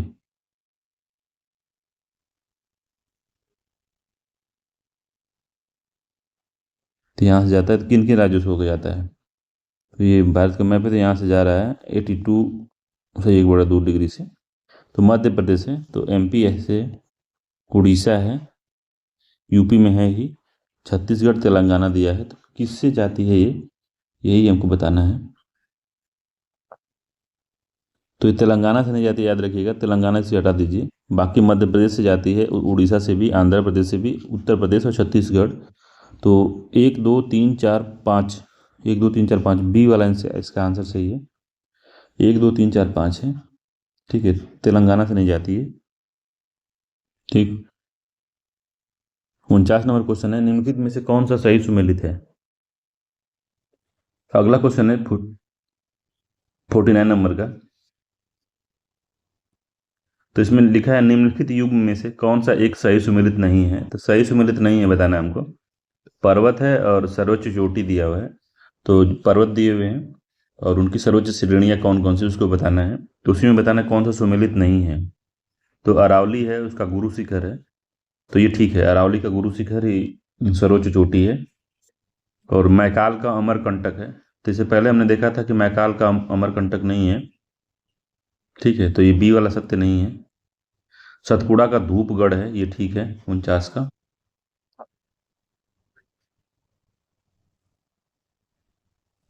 मैकाल का अमरकंटक ये है, इसमें हम लोग देखे थे, हम ही कन्फ्यूजन हो गया था। मैकाल का अमरकंटक है। ठीक है, अमरकंटक से कौन सी नदी निकलती है, इससे पहले अभी हम लोग देखा था, छत्तीसगढ़ मैंने बताया था, वहाँ से एक नदी, 2 3 नदियाँ निकलती हैं, तो उसमें मुख्य नदी जो है उसके बारे में भी बताया था हमने। तो अरावली का गुरु शिखर है, मैकाल का अमरकंटक है, सतपुड़ा का जो है धूपगढ़ है, नीलगिरी का अनाईमुड़ी लिखा हुआ है। तो नीलगिरी का क्या है? तो नीलगिरी का जो है दोदा बेट्टा है। ठीक है, दोदा बेट्टा इसका जो है सर्वोच्च चोटी है। अनाईमुड़ी जो है पश्चिमी घाट का सबसे सर्वोच्च चोटी है। ठीक है, दक्षिण भारत की सर्वोच्च चोटी कह सकते हैं या पश्चिमी घाट का सर्वोच्च चोटी कह सकते हैं इसको। अनाईमुड़ी है, ये जो है अन्नामलाई की पहाड़ी की सबसे सर्वोच्च चोटी है अनाईमुड़ी। तो डी इसका आंसर सही है, यही सही सुमेलित नहीं है। 50वें नंबर क्वेश्चन है कि कौन सा असत्य है बताना है कि निम्नलिखित कथनों में से कौन सा असत्य कथन है। तो पहला है, जेट विमानों द्वारा उत्सर्जित होने वाली नाइट्रोजन ऑक्साइड के कारण ओजोन परत में छिद्र की समस्या उत्पन्न होती है। ये पहली बात है। दूसरा है कि ओजोन परत में छेद होने का प्रमुख कारण क्लोरीन है। तो कौन सा सही है बताना है हमको। तो असत्य पूछा है, तो कौन सा असत्य है, तो दोनों ही असत्य नहीं है, इसका डी आंसर सही है। तो जेट विमानों द्वारा उत्सर्जित होने वाली नाइट्रोजन ऑक्साइड के कारण ओजोन परत में छिद्र की समस्या उत्पन्न होती है, एक कारण है उसका, ये भी ठीक है। दूसरा है ओजोन परत में छिद्र होने का प्रमुख कारण क्लोरीन है, तो ये भी ठीक है। तो इससे दो तीन क्वेश्चन पूछे जाते हैं इसमें। तो पहले पूछा जाता है कि ओजोन जो परत है कहाँ पाई जाती है, तो समताप मंडल में पाई जाती है, याद रखिएगा। इसको जीवन छतरी कहते हैं। दूसरा क्वेश्चन पूछा जाता है कि कौन सी किरणों को, ये सूर्य की किरणों को ये रोकती है, तो पराबैंगनी किरणों को अवशोषित करके उनको जमीन पे आने से रोकती है। ठीक है। अगर कोई पूछता है कि ओजोन की जो सघनता मापी जाती है, जो ओजोन की सांद्रता है, किस में मापी जाती है, तो डाबसन में मापी जाती है, डाबसन मीटर। तो डाबसन मीटर में मापी जाती है। तो ये भी एक क्वेश्चन पूछता है। अगला क्वेश्चन पूछता है कि जो प्रोटोकॉल था, कौन से प्रोटोकॉल से ओजोन परत को जो छिद्र है उसको ज़्यादा छिद्र बढ़ रहा था, तो उसको कम करने के लिए कौन सा प्रोटोकॉल आया था कि ओजोन के क्षरण को रोका जाए, तो उसको मॉन्ट्रियल प्रोटोकॉल कहते हैं। तो मॉन्ट्रियल प्रोटोकॉल आया था 1987 ईस्वी में, 1987 में, इसको पूछ लेता है। ठीक है। अब बताइए कि ओजोन दिवस कब मनाया जाता है, उसको कमेंट करके बता दीजिएगा। ठीक। चलिए अगले क्वेश्चन चलते हैं। 51 नंबर क्वेश्चन है कि कथन और कारण वाला क्वेश्चन है। तो आईयूसीएन की रेड डेटा बुक जो होती है, आईयूसीएन के बारे में आप जानते होंगे, इसने एक बुक पब्लिश करती है रेड डेटा करके, रेड बुक के नाम से जानी जाती है। तो रेड बुक यह बताती है कि कौन सा वन्य जीव खतरनाक स्तर पर है जिसका संरक्षण आवश्यक है, तो ये ठीक बात है।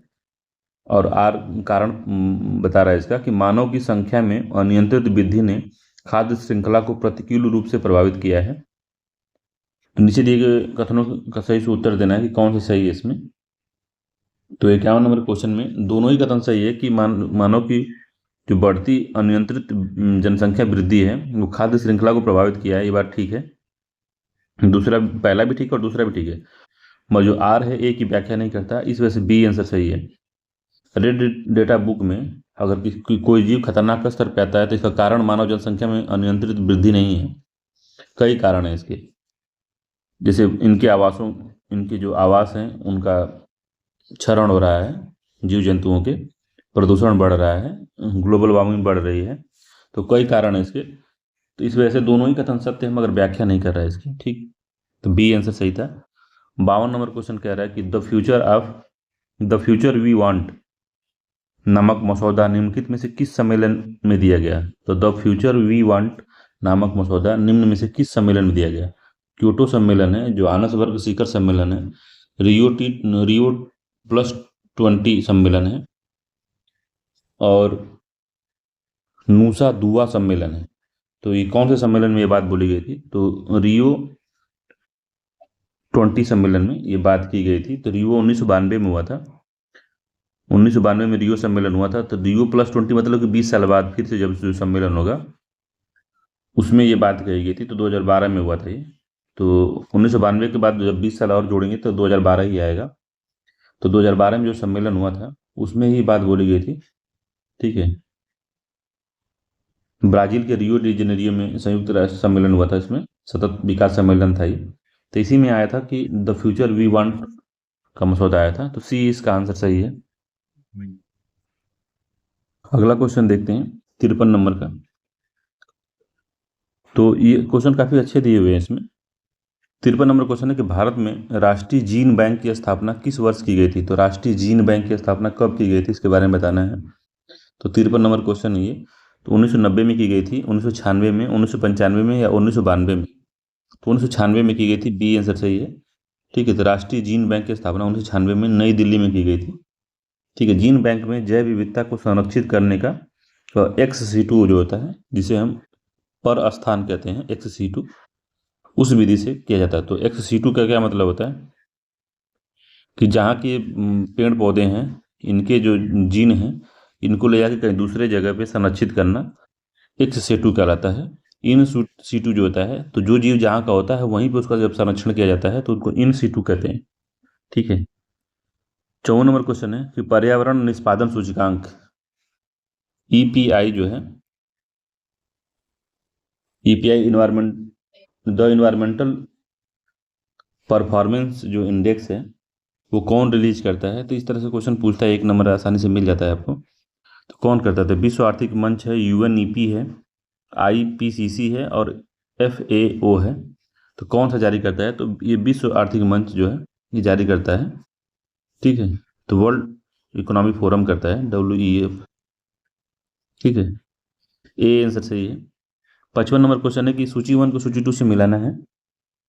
तो प्राचीन रचनाएं हैं और रचनाकार हैं। तो इसका वीडियो जो है सबसे पहले, जब अभी मैंने 4-5 महीने पहले जब चालू किया था, तो सबसे पहला दूसरा वीडियो शायद यही डाला है कि प्राचीन जो रचनाएं हैं और उनके लेखक हैं वो कौन है। तो उसको मेरे चैनल पे आप जाकर देख सकते हैं, इंडियन हिस्ट्री नाम से प्लेलिस्ट होगी, उसमें आपको मिल जाएगा। तो उसको बढ़िया से आप पढ़ लेंगे 2-3 बार, तो ये सारी चीज़ें आ जाएंगी उसमें, सब उसमें लिखा हुआ है। तो अष्टाध्यायी के लेखक कौन है? तो जनरली आप अगर एक साल 2 साल तैयारी की हो तो अष्टाध्यायी के बारे में जानते हो कि पाणिनि ने इसको लिखा है। ठीक है। तो अष्टाध्यायी में पाणिनि है, 3 हो गए। महाभाष्य जो है किसने लिखा है? तो महाभाष्य पतंजलि लिखे हैं, ये भी बात ठीक समझ लीजिए, 4 हो गया। प्रबंध चिंतामणि, अपरिशिष्ट पर्व, इन दोनों बताइए। प्रबंध चिंतामणि को कई बार पूछा है एग्जामों में। तो प्रबंध चिंतामणि मेरु तुंग लिखे हैं। ठीक है, 2 हो गया ये। और परिशिष्ट पर्व जो है हेमचंद्र ने लिखा है, तो 1 हो गया। 3, 4, 2, 1 इसका सही आंसर होगा। ए आंसर सही है, 3, 4, 1, 2। ठीक है। 56 नंबर क्वेश्चन है कि नवाब सिराजुद्दौला के विरुद्ध प्राथमिक दौर के षड्यंत्र में कौन शामिल नहीं था। तो नवाब सिराजुद्दौला का जो प्राथमिक षड्यंत्र था उसमें कौन सा शामिल नहीं था? तो कृष्णचंद्र शामिल था, जगत सेठ भी शामिल था इसमें, और मीरचंद्र भी शामिल था इसमें। मीर कासिम प्रथम वाला जो उसका प्रथम दौर का जो षड्यंत्र था उसमें शामिल नहीं था। सी आंसर सही है, मीर कासिम ने बाद में धोखा दिया। ठीक, सी आंसर इसका सही है। 57 नंबर क्वेश्चन है कि निम्न युग्म में से कौन एक सही सुमेलित नहीं है। तो सही सुमेलित नहीं है बताना है। तो स्तूप है और उसके खोजकर्ता के बारे में बताना है। तो सांची का स्तूप को किसने खोजा था? तो सांची का स्तूप जो था जनरल टायलर ने खोजा था, ये बात ठीक है। नागार्जुन कोंडा स्तूप को लॉन्गहर्स्ट ने खोजा था, तो ये भी बात सही है, लॉन्गहर्स्ट ने खोजा था। ठीक है। और भरौत के जनरल कनिंगम ने खोजा था भरौत का, ये भी ठीक है। अमरावती का स्तूप जो है एडवर्ड बेकर दिया है, और अमरावती स्तूप को कर्नल मैकेंजी ने खोजा था। ठीक है, कर्नल मैकेंजी मैकेंजी ने खोजा था। ठीक है। तो इसका डी वाला सही सुमेलित नहीं है, बाकी सब सही सुमेलित है। ठीक है, तो डी आंसर सत्य है उसका। 58 नंबर क्वेश्चन कह रहा है कि निम्नलिखित में से किस राष्ट्रकूट शासक ने जिनसेन एवं महावीराचार्य को अपने दरबार में प्रश्रय प्रदान किया था। तो राष्ट्रकूट शासन जो था, कौन सा शासक था जो जिनसेन और महावीरचार्य को अपने दरबार में प्रश्रय दिया था? तो कृष्ण तृतीय था, दंती दुर्ग था, अमोघ वर्ष था, या ध्रुव धारा वर्ष ने, किसने दिया था इसको? अमोघ वर्ष ने दिया था। अमोघ वर्ष काफी प्रतापी राजा था और काफी विद्वानों का संरक्षक था। ठीक है। तो राष्ट्रकूट वर्ष का जो अमोघ वर्ष था वो जैन अनुयायी था। ठीक है, जैन धर्म का अनुयायी था ये। ठीक है, याद रखिएगा। जिनसेन जो है ये भी जैन थे और महावीराचार्य भी जैन ही थे, दोनों लोग जैन धर्म से के अनुयायी थे ये लोग भी। ठीक है। और राष्ट्रकूट का जो शासक था अमोघ वर्ष, इसने कन्नड़ भाषा में कविराज मार्ग नाम की रचना की थी। ये पूछता है, कविराज मार्ग की रचना की थी इसने। ठीक है। और जिनसेन और महावीराचार्य को अपने दरबार में प्रश्रय दिया था। जिनसेन ने आदि पुराण तथा महावीराचार्य ने गणित सार संग्रह की रचना की थी। तो कभी पूछ सकता है गणित सार संग्रह की रचना किसने की थी? तो महावीराचार्य ने की थी। ठीक है, महावीराचार्य ने की थी ये बात। ठीक है। 59 नंबर क्वेश्चन है, निम्नलिखित में से किस एक उपनिषद में चारों आश्रमों का उल्लेख मिलता है? तो चारों आश्रमों का जो उल्लेख है वो किस एक उसमें मिलता है, उपनिषद में मिलता है। तो चार आश्रम पहले हैं क्या, तो ब्रह्मचर्य है, गृहस्थ है, वानप्रस्थ है और संन्यास है। तो किस में मिलता है, जबालोपनिषद में, छंदोग्य उपनिषद में, कंठोप उपनिषद में और मुंडकोपनिषद में मिलता है। तो किस में मिलता है, तो जबालोपनिषद में मिलता है। ये आंसर सही है इसका, जबालोपनिषद में मिलता है। 60वां है, निम्न हड़प्पाई नदियों द्वारा उनके किनारे बसे नगरों के युग्म में कौन सा एक सही सुमेलित नहीं है। तो हड़प्पाई नगर थे, उनके किनारे जो बसे नगर हैं वो किस नदी के तट पे स्थित हैं, उसके अगर उसको बारे में आपको पता होगा तो आप इसको लगा लेंगे। तो कौन सा सही सुमेलित नहीं है, तो राखी गढ़ी जो है, राखी गढ़ी घग्गर नदी किनारे, ये बात ठीक है। ठीक, आलमगीरपुर हिंडन नदी किनारे है, तो आलमगीरपुर यूपी में है। बनावली जो है सरस्वती नदी किनारे है, तो ठीक है। तो रोपड़ जो है भोगवा नदी नहीं, सतलज नदी किनारे है, सतलज, ठीक है, सतलज नदी किनारे है, ठीक है। तो डी वाला ही सही सुमेलित नहीं है इसका, बाकी तीनों सही सुमेलित हैं, ए बी सी इसके सही सुमेलित हैं, ठीक है। 61 नंबर का क्वेश्चन है कि मज्म उल बहरीन, मज्म उल बहरीन किस मुगल शासक की रचना है। तो ये काफ़ी इंपॉर्टेंट है, कई बार पूछा है इसको। हुमायूं है, औरंगजेब है, दारा शिकोह है या फरुख सियर है, तो कौन है इसमें, तो सी इसका आंसर सही है, दारा शिकोह है। तो मज्म उल बहरीन जो है दारा शिकोह की रचना है, सी आंसर सही है। 62वां, निम्नलिखित में से कौन सा एक फिरोज शाह तुगलक से संबंधित नहीं है। तो एफएसटी से कौन सा संबंधित नहीं है, तो लोक निर्माण विभाग की स्थापना किसने किया था, तो फिरोज शाह तुगलक ने किया था इसका, ठीक है। सिंचाई कर फिरोज शाह तुगलक ने लगाया था। सैनिकों को नगद वेतन देना प्रारंभ किया था, तो सबसे पहले अलाउद्दीन खिलजी ने देना शुरू किया था, ठीक है। तो ये गलत हो गया, यही नहीं है। ब्राह्मणों पर जजिया कर लगाया था, तो इसे ही नहीं लगाया था, फिरोज शाह तुगलक ने लगाया था। पहला ठीक है, दूसरा ठीक है, डी वाला भी ठीक है, सी इसका आंसर सही नहीं है, ठीक है। तो सही, तो सैनिकों को नगद वेतन जो था सबसे पहले अलाउद्दीन खिलजी ने दिया था, याद रखिएगा इसको। अगला क्वेश्चन है 63 नंबर का कि किस सूफी संत को अनल हक या मैं सत्य ईश्वर हूं की घोषणा करने के लिए मृत्यु दंड दिया गया।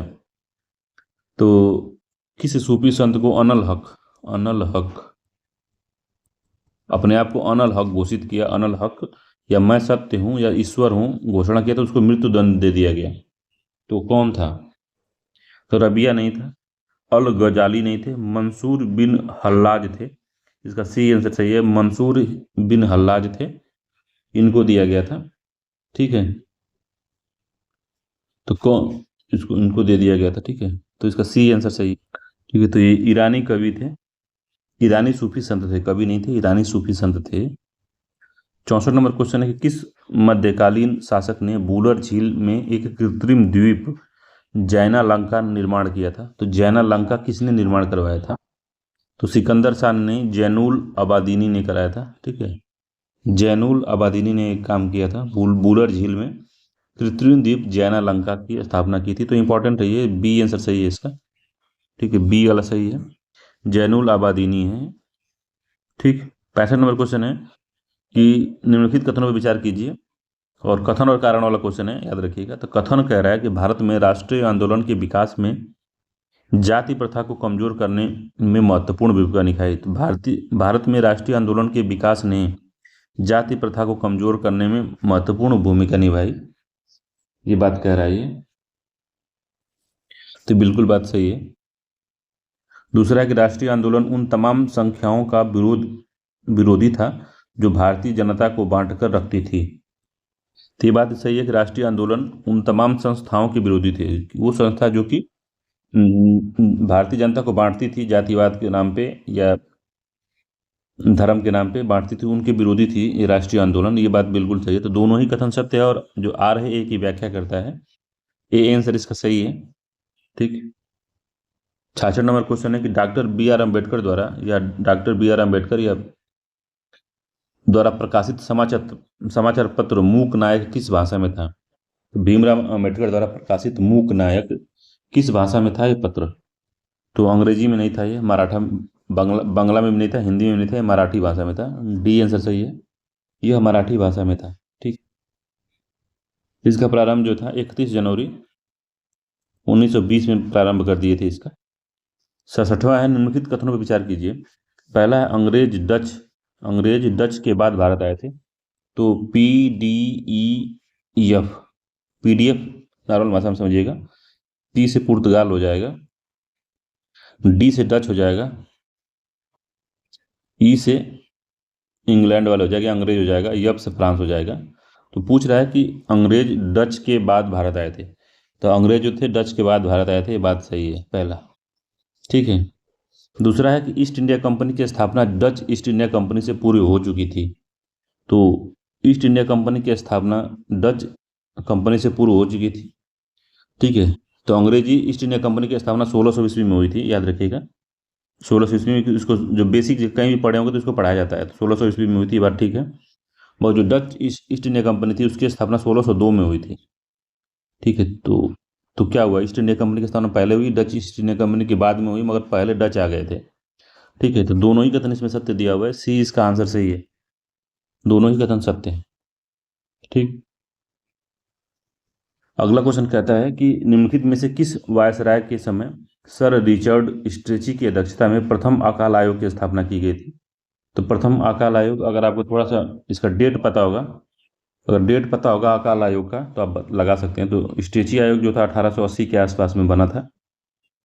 तो 1880 में लिटन जो था वो जो वायसराय था। ये आंसर सही है, लॉर्ड लिटन के काल में स्ट्रेची आयोग की स्थापना या प्रथम अकाल आयोग की स्थापना की गई थी, याद रखिएगा। ये आंसर सही है। 69 नंबर क्वेश्चन है कि वर्ष 1908 में सेवा सदन की स्थापना किसके द्वारा की गई थी। तो काफ़ी इंपॉर्टेंट है ये। सेवा सदन बहराम मालाबारी, SM बंगाली, राधा कांत देव, हृदयनाथ कुंजरू, किनके द्वारा की गई थी सेवा सदन। तो बहराम जी मालाबारी द्वारा 1908 में इसकी स्थापना की गई थी। ठीक है। ये आंसर सत्य है इसका। 70 नंबर क्वेश्चन कह रहा है कि 1 अगस्त 1920 को असहयोग आंदोलन द्वारा प्रारंभ किया गया। ठीक है। 1 अगस्त 1920 को असहयोग आंदोलन प्रारंभ किया गया। इस आंदोलन से असंतुष्ट होकर निम्नलिखित में से किस नेता ने कांग्रेस को छोड़ दिया था। तो ये भी बढ़िया क्वेश्चन है, इसे क्वेश्चन पूछता है तो किसने इसको छोड़ा था। तो बिपिन चंद्र पाल, एनी बेसेंट, मोहम्मद अली जिन्ना, उपरोक्त में सभी। तो उपरोक्त सभी ने छोड़ दिया था, डी आंसर सही है इसका, उपरोक्त सभी ने छोड़ दिया था। तो 1 अगस्त 1920 को जब असहयोग आंदोलन प्रारंभ हुआ तो इन तीनों ने इसको छोड़ दिया। ठीक है। और असहयोग आंदोलन कब स्थगित हो गया था, तो 12 फरवरी 1922 में चौरी चौरा कांड के आहत होकर गांधी जी ने इसको बंद कर दिया था। तो इसका डी आंसर सही, सभी ने छोड़ दिया था। 71 नंबर क्वेश्चन है कि अखिल भारतीय किसान सभा का प्रथम अधिवेशन वर्ष 1936 में किसकी अध्यक्षता में हुआ था। तो 1936 में जो अखिल भारतीय किसान सभा का जो अधिवेशन हुआ था, तो ये प्रांतीय जो किसान थे, प्रांतीय किसान सभाएं थी जो, उनको जोड़ के एक पूरा अखिल भारतीय किसान सभा बनाई गई थी। तो इसके अध्यक्ष थे वो स्वामी सहजानंद थे। ठीक है। ये इसका आंसर सही है, स्वामी सहजानंद ने इसकी अध्यक्षता की थी। रंगा जी नहीं थे, पट्टाभी सीतारामैया नहीं थे। ठीक है। 72 है, निम्नलिखित घटनाओं पर विचार कीजिए तथा उसके कालानुक्रम के अनुसार व्यवस्थित करना है। तो साइमन कमीशन का गठन कब हुआ था, तो गठन ये पूछ रहा है। ठीक है। तो गठन इसका तो कब हो गया था, तो उसका गठन 1927 में हुआ था, याद रखिएगा। और 1928 में भारत आ गया था। पूना पैक्ट जो हुआ था 1932 में हुआ था। ठीक है। पूना पैक्ट 1932 में। द्वितीय गोलमेज सम्मेलन जो था 1931 में हो गया था, द्वितीय गोलमेज सम्मेलन 1931 में। और जलियांवाला बाग 1919 में हुआ था। अब पूछ रहा है कि उनकी कालानुक्रम के हिसाब से हमको बताना है। तो सबसे पहले जलियांवाला बाग होगा, तो 4 होगा। उसके बाद 27 में होगा, तो 1 होगा। 4 1 किस में है, बी वाले में है। तो 4 1, फिर 3 होगा, फिर 2 होगा। ठीक है। सबसे लास्ट में 2 होगा, तो इसका बी आंसर सही है। ये इसी तरह डेट वाइज याद रखेंगे तो ज़्यादा आसानी होगी इस तरह के क्वेश्चन को सॉल्व करने के लिए। ठीक है।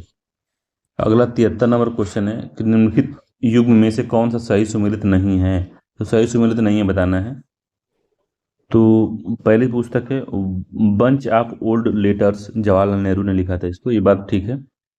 दूसरा है लाइफ डिवाइन, जो है अरविंद घोष ने लिखा था। तो लाइफ डिवाइन जो था, लाइफ डिवाइन अरविंदो घोष ने लिखा था। इंडियन फिलॉसफी अलेक्जेंडर डफ जो लिखा है, तो इंडियन फिलॉसफी राधा कृष्णन ने लिखा था, राधा कृष्णन। ठीक है। अलेक्जेंडर डफ जो थे, इन्होंने लिखा था कि इंडिया एंड इंडियन मिशन। ठीक है, इंडिया एंड इंडियन मिशन। ठीक है, ये लिखा था राधा कृष्णन ने, इंडियन फिलॉसफी लिखा था। The riddles the riddles in Hinduism में बी आर अम्बेडकर ने लिखा था इसको। ठीक है, इसका सी आंसर सही है, यही सही सुमेलित नहीं है, तो सी सही सुमेलित नहीं है। 74 नंबर क्वेश्चन है कि निम्नलिखित में से किस भारतीय नेता ने मार्ले मिंटो सुधार भारतीय परिषद अधिनियम 1909 को तैयार करने में विशेष भूमिका निभाई थी। तो मार्ले मिंटो सुधार को तैयार करने में विशेष भूमिका निभाने वाले दादा भाई नौरोजी, गोपाल कृष्ण गोखले, महात्मा गांधी, रविंद्रनाथ टैगोर। गोपाल कृष्ण गोखले थे, बी आंसर सही है। तो 1906 में इंग्लैंड जाकर 1909 में जो मार्ले मिंटो सुधार आया था, उसको बनाने में विशेष भूमिका निभाने वाले गोपाल कृष्ण गोखले ही थे। ठीक है, इसमें ही मुसलमानों को अलग निर्वाचन क्षेत्र तथा संप्रदाय के प्रतिनिधित्व का प्रावधान किया गया था। ठीक है, याद रखिएगा 1909 में मार्ले मिंटो सुधार में इसमें भूमिका गोपाल कृष्ण गोखले की थी। 75 नंबर है निम्नलिखित में से कौन सा एक युग्म सुमेलित नहीं है। तो सिद्धांत दिया हुआ है और प्रतिपादक दिया हुआ है। तो व्यय कर का जो सिद्धांत दिया था, वो दिया था एन किल्डार ने दिया था, ये बात ठीक है। तो व्यय कर एन किल्डार ने, जीरो बेस बजटिंग जो था वो पीटर पायर ने दिया था, ये भी ठीक है। पीटर पायर ने जीरो बेस बजटिंग दिया था। क्षतिपूरक राजकोषीय सिद्धांत, ठीक है, क्षतिपूरक जो है कंपेंसेटरी फिजल जो प्रिंसिपल था, इसका सिद्धांत जो दिया है कि एडॉल्फ वैगनर दिया हुआ है। ठीक है, तो एडॉल्फ वैगनर नहीं थे, ओ सॉरी, एडॉल्फ वैगनर दिया हुआ है, तो एडॉल्फ वैगनर सुमिलित नहीं है बताना ना। तो एडॉल्फ वैगनर नहीं थे। ठीक है, ये गलत है। कौन थे ये थे जॉन मेनार्ड किन्स थे, किन्स ने दिया था, याद रखिएगा, इंपॉर्टेंट है ये। क्षतिपूरक राजकोषीय सिद्धांत किन्स ने दिया था। और टोबिन टैक्स जो था जेम्स टोबिन ने दिया था, ये भी ठीक है। तो सी इसका आंसर सही है, यही सही सुमेलित नहीं है, तो सी वाला सही सुमेलित नहीं था। 76 नंबर क्वेश्चन कह रहा है कि निम्नलिखित में से कौन मौद्रिक नीति के मात्रात्मक उपकरण नहीं है। तो मात्रात्मक पूछ रहा है कि नहीं है। CRR, रेपो रेट, प्राथमिक क्षेत्र का ऋणदान, खुले बाजार OMO। तो देखिए, मात्रात्मक में CRR आता है, रेपो रेट आता है और ओपन मार्केट ऑपरेशन आता है। ठीक है, ये प्रायोरिटी सेक्टर लैंडिंग जो है, PSL जिसको कहते हैं, ये जो है मात्रात्मक में नहीं है, ये गुणात्मक में आता है। ठीक है, गुणात्मक में आता है ये, तो इस वजह से सी वाला सही नहीं है, बाकी तीनों ठीक है, सी वाला सत्य नहीं है। 77 नंबर क्वेश्चन है कि वसूली या अधिप्राप्ति मूल्य न्यूनतम समर्थन मूल्य से क्या होता है। तो जो वसूली या अधिप्राप्ति मूल्य होता है, जो न्यूनतम समर्थन मूल्य के बराबर हो सकता है, इससे अधिक हो सकता है, कम नहीं हो सकता। डी आंसर सही है, बराबर हो सकता है या अधिक हो सकता है, किंतु कभी भी ये कम नहीं होता। डी इसका आंसर बिल्कुल सत्य है, याद रखिएगा 77 का डी सही है। अगला क्वेश्चन है 78 नंबर क्वेश्चन है कि किसी देश की अर्थव्यवस्था की विकासमान स्थिति में GDP में किस क्षेत्र का योगदान निश्चित रूप से बढ़ेगा। और किसी देश की अर्थव्यवस्था का विकासमान स्थिति में है, तो GDP में किस क्षेत्र का योगदान निश्चित रूप से बढ़ेगा। प्राथमिक क्षेत्र का नहीं बढ़ेगा तभी विकास हो सकता है, द्वितीय क्षेत्र नहीं बढ़ेगा तभी विकास होता है, मगर तृतीय क्षेत्र बिना बढ़े विकास नहीं हो सकता। तो सेवा क्षेत्र, ठीक है, तो जैसे जैसे डेवलपमेंट होता है वैसे वैसे तृतीय क्षेत्र बढ़ता जाता है। सी आंसर सही है। 69 है कि पोषणीय उपभोग तथा उत्पादन का संबंध किस एसडीजी से है। तो सस्टेनेबल डेवलपमेंट गोल में कौन सा ऐसा गोल है जो पोषण, उपभोग तथा उत्पादन से संबंधित है। तो एसडीजी का मेरे चैनल में वीडियो है, उसको आप देख सकते हैं एसडीजी। तो इसमें किस एसडीजी में क्या दिया गया है उसको डिटेल से बताया गया है, उसको आप देख सकते हैं, मेरे चैनल पे ही है। तो पहला है एसडीजी 4 है, एसडीजी 12 है, एसडीजी 11 है, एसडीजी 9 है। तो एसडीजी 12 में ये बात कही गई है, ठीक है। तो 2015 में यूएन द्वारा एजेंडा 2030 को अपनाया गया, जिसको सतत विकास लक्ष्य कहते हैं। इसमें 17 लक्ष्य घोषित हैं, इनके सब लक्ष्य 69 हैं, ठीक है। तो याद रखिएगा एसडीजी जो 4 है उसके अंतर्गत गुणवत्ता शिक्षा आती है, ठीक है। 4 में शिक्षा है। एसडीजी 11 में क्या है, तो शहर तथा समुदाय का विकास करना है इसमें। और 12 में पोषण और उपभोग है इसमें, और उत्पादन। एसडीजी 9 में ये उद्योग से संबंधित है, ठीक। तो इसका बी आंसर सही है। मुद्रा स्कीम प्रारंभ की गई थी, तो मुद्रा स्कीम कब प्रारंभ की गई थी, थोड़ा भी पढ़े होंगे तो जानते होंगे इसको। 2015 में प्रारंभ की गई थी, बी आंसर सही है इसका। मुद्रा स्कीम 2015 में आई थी, ठीक है। तो कभी कभी ये छोटा छोटा क्वेश्चन ही पूछ लेता है। तो micro units development and refinance agency मुद्रा का फुल फॉर्म था, तो कभी कभी फुल फॉर्म पूछ लिया, बिहार पीसीएस में फुल फॉर्म पूछ लिया था। तो micro units development and refinance agency मुद्रा स्कीम जो 2015 और 16 के बजट में यह प्रारंभ हुआ था, ठीक। और 8 अप्रैल 2015 में ये प्रारंभ हो गया था। और 3 तरह का लोन देता है ये। शिशु लोन देता है, किशोर और तरुण। शिशु सबसे छोटा लोन है, किशोर मझौला लोन है, और सबसे बड़ा लोन तरुण है, ठीक है। तो ये बदलता रहता है, तो इसको आप थोड़ा सा देख लीजिएगा, ठीक है। 81 नंबर क्वेश्चन है कि अखिल रंजन कमेटी का संबंध किससे है। अखिल रंजन कमेटी का संबंध जो है पर्यावरण विनाश से नहीं है, राज्यपाल की भूमिका से भी नहीं है, डायरेक्ट टैक्स कोड से संबंधित है। सी आंसर से ये डायरेक्ट टैक्स जो है उस कोड से संबंधित है। 2017 में पुराने आयकर कानूनों के स्थान पर डायरेक्ट टैक्स कोड प्रस्तावित करने के लिए इस कमेटी का सुझाव को सरकार ने माना था।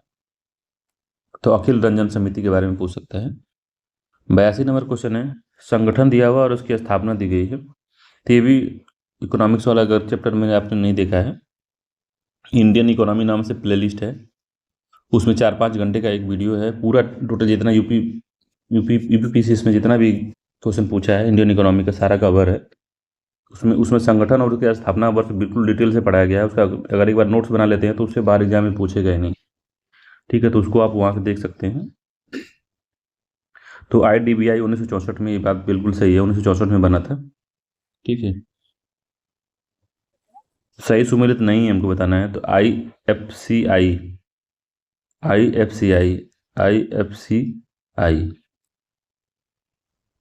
ये कब बना था, तो 1948 में बना था, ये भी ठीक है, ठीक है। IDFC जो थे 1996 से 97 में बना था, ये भी ठीक है। ICICI 1995 दिया गया है, तो ICICI 1995 नहीं 1955 में ये बन गया था, ठीक है। तो डी वाला इसका सही सुमेलित नहीं है, बाकी सब सही सुमेलित है, डी वाला सही सुमेलित नहीं था। बैंकिंग के संदर्भ में लैब जो है, लैब जो क्या है, लीड एरिया बैंक है कि क्या है, लोकल एरिया बैंक है, क्या है ये, large area bank, local area bank, ledger account bank, या इनमें से कोई नहीं। तो क्या है ये, तो लोकल एरिया बैंक होते हैं ये, LAB, ठीक है। 1996 से 97 में घोषित किया गया था इनको लोकल एरिया बैंक। ये निजी बैंक क्षेत्र के अंतर्गत आते हैं। और विकेंद्रीकृत बैंकिंग प्रणाली की दिशा में नचिकेत मोर समिति ने 2014 में वित्तीय समावेशन के बारे में बढ़ावा दिया था। तो उससे पहले इस तरह का लैब चलता था, वित्तीय समावेशन के भी बढ़ावा देता था। नचिकेत मोर समिति आई 2014 में, इसने और भी इस रिपोर्ट दिया अपने, और भी बैंकों को प्रारंभ करने के लिए बात कही थी, तभी जाके हमारा फाइनेंशियल इंक्लूजन बढ़ेगा। अगला क्वेश्चन है, तो इसका आंसर बी था, local area bank. 84 number question है कि बर्गसन मापदंड किससे संबंधित है। तो बर्गसन मापदंड के बारे में पूछ रहा है, किससे संबंधित है ये, श्रम अर्थव्यवस्था से नहीं है, कल्याण अर्थव्यवस्था से है। बी आंसर सत्य है, कल्याण अर्थव्यवस्था से संबंधित है। ये सिंपल याद रखिएगा, बर्गसन मापदंड कल्याण अर्थव्यवस्था से संबंधित है। 85 नंबर क्वेश्चन है। 85 नंबर क्वेश्चन क्या कह रहा है कि ऋण की सीमाओं में परिवर्तन करना साख नियंत्रण की कौन सी रीति के प्रयोग द्वारा संभव है। तो ऋण की सीमाओं में परिवर्तन करना साख नियंत्रण की कौन सी रीति से संभव है। तो गुणात्मक है कि परिणात्मक साख नियंत्रण है कि खुले बाजार की है, खुले बाजार की क्रियाएं हैं, या इनमें से कोई नहीं है। तो गुणात्मक में आता है ये, ठीक है। ए आंसर इसका सही है, 85 का ए सही है, गुणात्मक में आता है, गुणात्मक साख नियंत्रण में आता है, ठीक है। तो ऋण की सीमाओं में परिवर्तन करना, जैसे रिवर्स रेपो रेट को कम करके या बढ़ा के सीमाओं में परिवर्तन किया जाता है, ठीक है। उसमें मांग और आपूर्ति जो नियंत्रण होती है वो सरकार द्वारा की जाती है, मांग और नियंत्रण वाला। मगर जो रेपो रेट है, रिवर्स रेपो रेट है, ये जो है हमारा बैंक करता है, आरबीआई करता है, ठीक।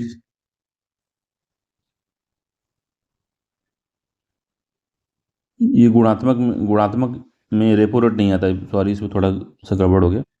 गुणात्मक में नहीं आता वो, गुणात्मक में आता है हमारा क्रेडिट रेशनिंग आता है, क्रेडिट रेटिंग रेशनिंग, या marginal loan to value ratio आता है, डाउन पेमेंट जो है, ये सब आता है। ये सब जो आता है ये गुणात्मक में आता है। तो ऋण की सीमाओं में परिवर्तन करके साख नियंत्रण ये गुणात्मक में आता है। और जो मात्रात्मक है उसमें रिवर्स रेपो रेट जो आता है वो मात्रात्मक में आता है। तो माफ़ी चाहता हूँ, ये गड़बड़ हो गया थोड़ा सा। गुणात्मक जो साख नियंत्रण है उसमें क्रेडिट रेशनिंग है, लोन टू वैल्यू रेशियो है, और डाउन पेमेंट जो आपने पढ़ा वो है, मोरल सुएसन है, ये सब गुणात्मक में आता है, ठीक। अगला क्वेश्चन है 86 नंबर का। अगर इसको डिटेल में पढ़ना है तो इकोनॉमिक्स से जब वीडियो बनाऊंगा मैं तो उसमें डिटेल में पढ़ाया जाएगा, जो कि यूपीएससी लेवल तक भी आप पढ़ सकते हैं, ठीक है। यूपीएससी के क्वेश्चन सारे सॉल्व हो जाएंगे जब इकोनॉमिक्स पढ़ाएंगे हम। 86 नंबर क्वेश्चन है, निम्नलिखित पर विचार कीजिए। कोयला एवं उर्वरक, रसायन, रिफाइनरी उत्पाद, कच्चा तेल तथा सीमेंट उपयुक्त में कोर क्षेत्र में शामिल नहीं किया जाता। तो कोर क्षेत्र में किसको शामिल नहीं किया जाता। तो रिफाइनरी तो किया जाता है, सीमेंट किया जाता है, क्या इसमें शामिल नहीं किया जाता बताइए। इसमें रसायन को शामिल नहीं किया जाता है, तो केवल दो को शामिल नहीं किया जाता इसमें, इसका डी आंसर सही है, केवल दो को शामिल नहीं किया जाता। कोयला है, उर्वरक है, रिफाइनरी तो है ही, कच्चा तेल भी है और सीमेंट भी है, ठीक। तो ये सब आता है। 87 नंबर क्वेश्चन कह रहा है कि निम्नलिखित कथनों पर विचार करना है। अदरक है, लीली है, हल्दी है, प्याज है, उपरोक्त में से कौन से रूपांतरित तने का उदाहरण है। कौन सा रूपांतरित तने के उदाहरण है। तो अदरक है रूपांतरित तना, लिली भी है, हल्दी भी है और प्याज भी है, सभी हैं, डी आंसर सही है, सभी जो है रूपांतरित तने का उदाहरण है। 88 नंबर क्वेश्चन है कि थैलाफाइट, स्पाइरोगाइरा, बायोफाइट, मांस जो होता है वो होता है, और टेरिडोफाइट जो होता है फर्न होता है। तो उपयुक्त में से कौन सा सही सुमेलित है। सही सुमेलित कौन सा है इसमें। तो थैलाफाइट जो होता है स्पाइरोगाइरा होता है, ठीक है। ब्रायोफाइटा जो होता है मांस होता है, और टेरिडोफाइटा होता है जो फर्न होता है, सभी सुमेलित है, डी आंसर सही है इसका। इंडिविजुअल भी इसको पूछ सकता है, ब्रायोफाइटा क्या है, 4 ऑप्शन देके उसमें मांस को दे सकता है, याद रखिएगा सभी सही सुमेलित हैं। 89 नंबर क्वेश्चन है कि निम्नलिखित युग्म में से कौन सा सही सुमेलित है। एक सही सुमेलित है बताना है। माइटोकॉन्ड्रिया की खोज किसने की थी। तो अल्टमैन ने की थी, माइटोकॉन्ड्रिया की खोज अल्टमैन ने की थी। कौन सा सही सुमेलित पूछा है, तो अल्टमैन ने की थी, बात ठीक है। प्रोटीन की फैक्ट्री जो है राइबोसोम है, ये भी ठीक है। केंद्र की खोज रॉबर्ट ब्राउन ने की थी, ये भी ठीक है, सभी तो ठीक है इसमें। अच्छा, डी सही है, सभी सभी सही सुमेलित हैं इसमें, इसका भी डी आंसर सही है, इंपॉर्टेंट है, याद रखिएगा। अगला क्वेश्चन है 90 नंबर का। बाजार में ईएनओ नाम से बिकने वाला एंटासिड क्या है। तो बाजार में ईएनओ नाम से बिकने वाला जो एंटासिड है उसका क्या नाम है, क्या है वो। तो मैग्नीशियम एल्बा है, फियॉन है, जिंक ऑक्साइड है, या क्यूप्रस ऑक्साइड है। तो मैग्नीशियम एल्बा है ये, ए आंसर सही है इसका। तो इनो नाम से जो बिकता है, इनो जिसको कहते हैं, तो एंटासिड है, तो उसको मैग्नीशियम एल्वा है ये। इसका रासायनिक सूत्र काफ़ी बड़ा होता है, जो कि जानने की जरूरत नहीं है। यह पेट की अम्लता एवं गैस को दूर करने में सहायता देता है। इनो जो है काम सिर्फ 6 सेकंड में ये जो है मैग्नीशियम एल्बा भी कहते हैं इसको। तो मैग्नीशियम एल्बा दुकान पे मांगेगा, वो नहीं देगा, आपको भगा देगा। ठीक है, कहेगा कि ज़्यादा बन रहा है, भाग यहाँ से। तो 91 नंबर क्वेश्चन है कि निद्रा रोग या स्लीपिंग सिकनेस नामक बीमारी उत्पन्न होती है। तो निद्रा रोग या स्लीपिंग सिकनेस कौन सी बीमारी है? तो एक प्रोटोजोआ द्वारा होती है, एक कवक द्वारा होती है, एक शैवाल द्वारा होती है, इनमें से कुछ कोई नहीं। तो किसके द्वारा होती है? तो एक प्रोटोजोआ बीमारी है, ए आंसर सही है। ठीक है, यह एक परजीवी होता है। ठीक, जैसे सीसी, जो सीसी मक्खियाँ के शरीर में आश्रय लेता है ये प्रोटोजोआ। इन मक्खियों के काटने से रोगाणु शरीर में प्रवेश कर जाते हैं, सीसी मक्खी। तो 92 है कि सीटी स्कैन या कंप्यूटेड टोमोग्राफी एक्सरे परीक्षण में कौन सी किरण प्रयोग में लाई जाती है? तो सीटी स्कैन जो सुने होंगे आप, सीटी स्कैन कौन सी इसमें किरण जो है प्रयोग में लाई जाती है सीटी स्कैन में? पराश्रव्य तरंगे, एक्स एक्स किरणें, अवरक्त किरणें या दृश्य किरणें कौन सी आती हैं? तो एक्स किरण का होता है, एक्सरे का यूज किया जाता है। सीटी स्कैन में भी एक्सरे होता है। ठीक है, बी आंसर सही है। 93 नंबर क्वेश्चन है कि निम्नलिखित में से कौन सा सही सुमेलित नहीं है, बताना है। तो कास्टिक सोडा को क्या कहा जाता है? तो कास्टिक सोडा जो है सोडियम हाइड्रोक्साइड होता है, ये ठीक है। एप्सम साल्ट जो है मैग्नीशियम सल्फेट को एप्सम सॉल्ट कहते हैं। नीला थोथा जो है कॉपर सल्फेट को नीला थोथा कहते हैं। वॉशिंग पाउडर को सोडियम बाइकार्बोनेट कहते हैं। तो वॉशिंग सोडा को सोडियम कार्बोनेट कहते हैं, सोडियम बाइकार्बोनेट नहीं कहते, सोडियम कार्बोनेट कहते हैं इसका। तो डी वाला इसका सही सुमेलित नहीं है। बेकिंग सोडा को सोडियम बाइकार्बोनेट कहते हैं। बेकिंग सोडा जो होता है बेक करने के लिए, जो पावरोटी और ब्रेड में और पाव में डाला जाता है बेकिंग केक को बनाने में, तो वो होता है बेकिंग सोडा। 94 नंबर क्वेश्चन है, निम्नलिखित में से किस एक को सामान्य रूप से टेफ्लॉन के नाम से जाना जाता है? कई बार ये क्वेश्चन पूछ चुका है, 5-6 बार। तो अगर आप इसको देखें नहीं तो मेरा घटना चक्र का साइंस और टेक्नोलॉजी का जो वीडियो कराया हूँ उसमें आप देख सकते हैं, मेरे उसमें प्लेलिस्ट में है, वो उसको देख सकते हैं। तो पॉलीविनाइल क्लोराइड है, क्लोरोपीन है, पॉलीटेट्राफ्लोराइड एथिलीन है, प्रोपाइलीन है। तो किसको कहते हैं बताइए?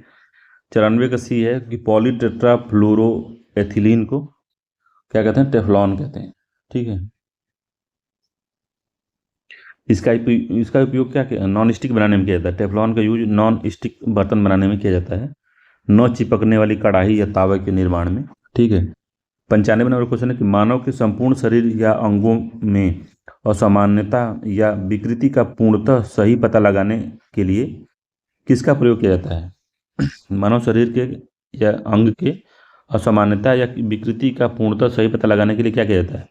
मैग्नेटिक रेजोनेंस इमेजिंग, एमआरआई होता है, एमआरआई, ऑटो एनालाइजर, इलेक्ट्रोकार्डियोग्राफी, इनमें से कोई नहीं। तो क्या करते हैं?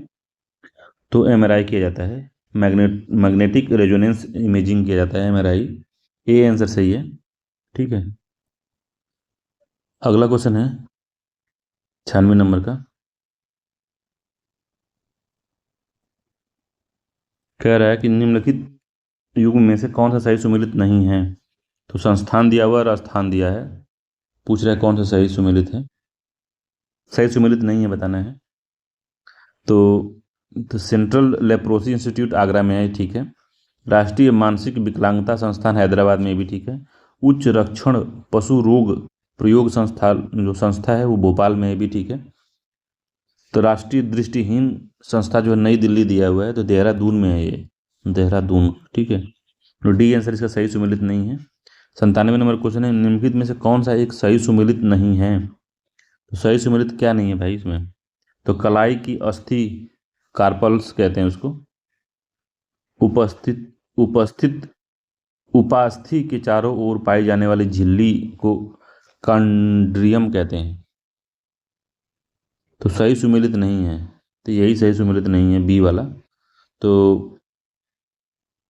उपास्थि के चारों ओर पाई जाने वाली जो झिल्ली होती है उसको पेरिकाइड्रियम कहते हैं। ठीक है, पेरिकाइड्रियम,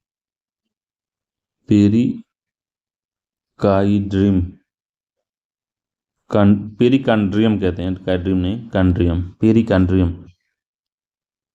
ठीक, बी ए नहीं कहते, तो बी इसका गलत है। जो कलाई की अस्थि का जो कार्पल्स था, हथेली के अस्थियों को मेटा कार्पल्स कहते हैं, तो ये ठीक है। ये पसलियों को आपस में जोड़ने वाली संधि को स्टर्नम कहते हैं। ठीक है, स्टर्नम कहते हैं उसको। तो दो तो सही, ए और सी सही था, इसका बी वाला गलत था। ठीक है, अगला 98 नंबर क्वेश्चन है कि निम्नलिखित में से कौन सा कार्य यकृत द्वारा नहीं किया जाता। तो यकृत द्वारा कौन सा कार्य नहीं किया जाता है? तो लीवर द्वारा कौन सा कार्य नहीं होता? तो हिपैरिन नामक प्रोटीन का उत्पादन, फाइब्रिनोजेन नामक प्रोटीन का उत्पादन, शरीर के ताप को बनाए रखना, वसाओं का इमल्सीकरण, क्या इसमें नहीं किया जाता है? तो वसाओं का इमल्सीकरण ये नहीं करता है, डी आंसर सही है कि शरीर का ताप को बनाए रखता है। फाइब्रोनोजेन नामक प्रोटीन का उत्पादन करता है और हैपरिन नामक प्रोटीन का उत्पादन करता है। ठीक है, तो मानव शरीर की सबसे बड़ी ग्रंथि क्या है? यकृत है। ठीक है, तो फाइब्रोजिन नामक प्रोटीन का उत्पादन यकृत द्वारा होता है, जो रक्त में थक्का बनाने के लिए काम करता है। ठीक, हिपैरिन नामक प्रोटीन का उत्पादन यकृत में होता है, जो शरीर के अंदर रक्त को जमने से रोकता है, हैपेरिन। ठीक है, यकृत शरीर के तापमान को बनाए रखने में मदद करता है। ठीक है, वसाओं का जो इमल्सीकरण जो है पित्ताशय में जमा पित्त रस द्वारा किया जाता है। तो वसाओं का इमल्सीकरण जमा पित्त जो है पित्ताशय में उसके द्वारा किया जाता है। पित्त जो है पीले हरे रंग का क्षारीय द्रव है, जिसका पीएच 7.7 होता है। ठीक है, याद रखिएगा। तो वसाओं का इमल्सीकरण पित्ताशय करता है। 99 नंबर क्वेश्चन है, 99 है, निम्नलिखित में से कौन सा एक जठर रस में नहीं पाया जाता? तो जठर रस जो होता है उसमें क्या नहीं पाया जाता है? तो रेनिन पाया जाता है, पेप्सिन पाया जाता है, हाइड्रोक्लोरिक अम्ल पाया जाता है, ट्रिप्सिन नहीं पाया जाता। ट्रिप्सिन नहीं पाया जाता, डी इसका आंसर सही है। ट्रिप्सिन नहीं पाया जाता, रेनिन पाया जाता है, पेप्सिन पाया जाता है और हाइड्रोक्लोरिक एसिड पाया जाता है, HCl। ठीक है, डी इसका सही है कि यही नहीं पाया जाता। ठीक, याद रखिएगा।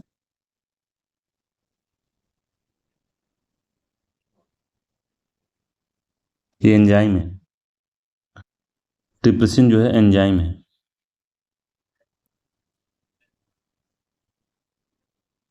वीडियो पॉज था, पता नहीं कहाँ से पॉज था। चलिए 99 देख लेते हैं।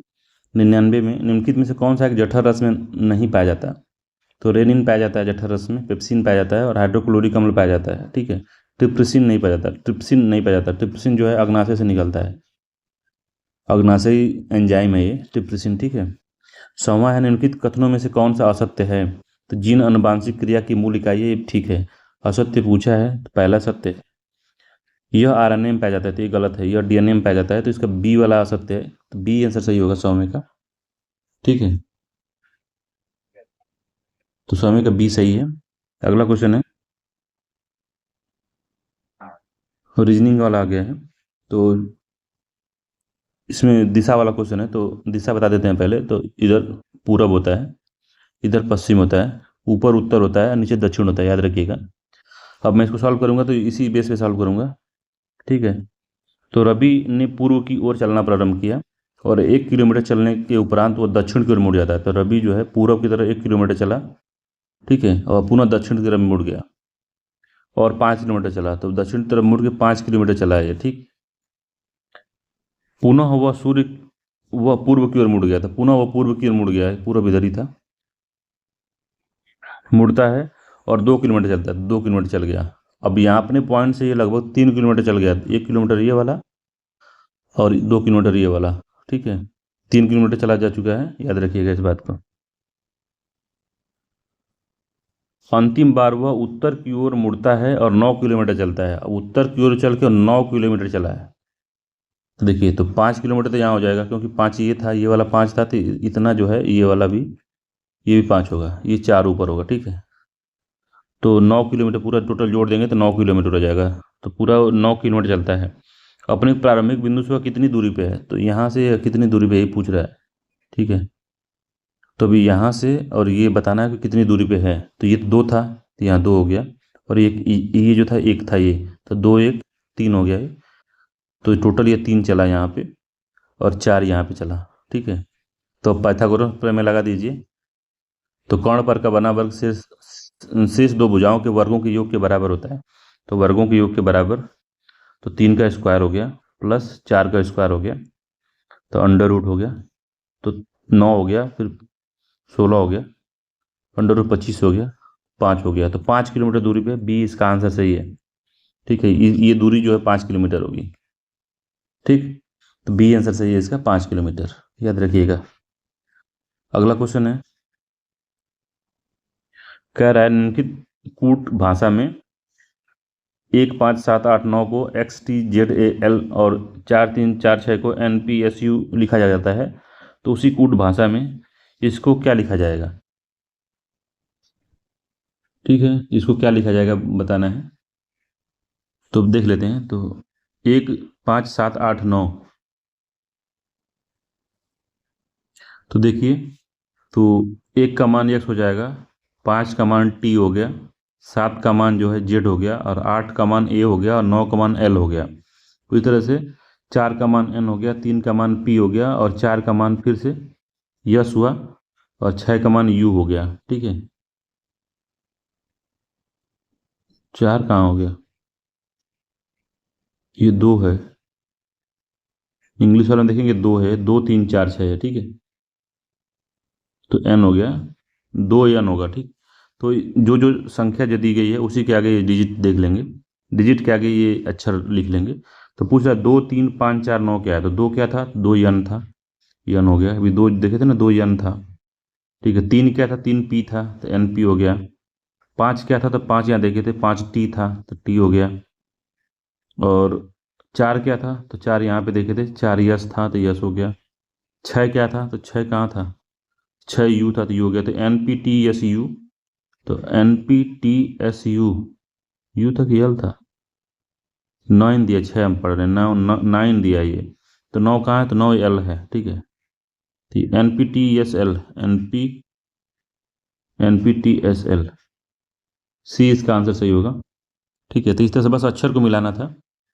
अगला क्वेश्चन है, तो कह रहा है यहाँ पे कौन सी संख्या आएगी इसमें, यहाँ पे कौन सी संख्या आएगी। ठीक है, तो त्रिभुज का देख लेते हैं। तो 172 है, 7 है, 40 है। ठीक, 172 है, 7 है, 40 है, तो पूछ रहा है कौन सी संख्या कहाँ आएगी। तो यहाँ से देखते हैं, सबसे जो कम वाला वहाँ से देखते हैं। तो 7 7 दूनी को 14, 4 7 गुणते 2 प्लस 4 18 हो गया। 18 दूनी के 36, 18 गुणते 2 प्लस 4 40 हो गया ये। तो 40 गुणते 2 प्लस 4, 4 दूनी कैसे 84 होगा, बी आंसर सही हो गया इसका।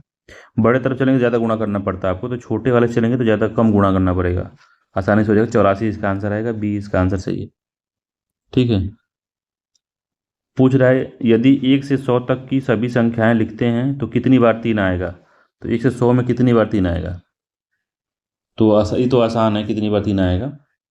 तो 1 से 100 में 3 आप देखेंगे, तो सबसे पहले 3 ही आएगा, फिर 13 आएगा, फिर जो है 23 आएगा, फिर जो है 30 के बाद में 39 तक, 30 31 32 33 34 35 36 37 38 39।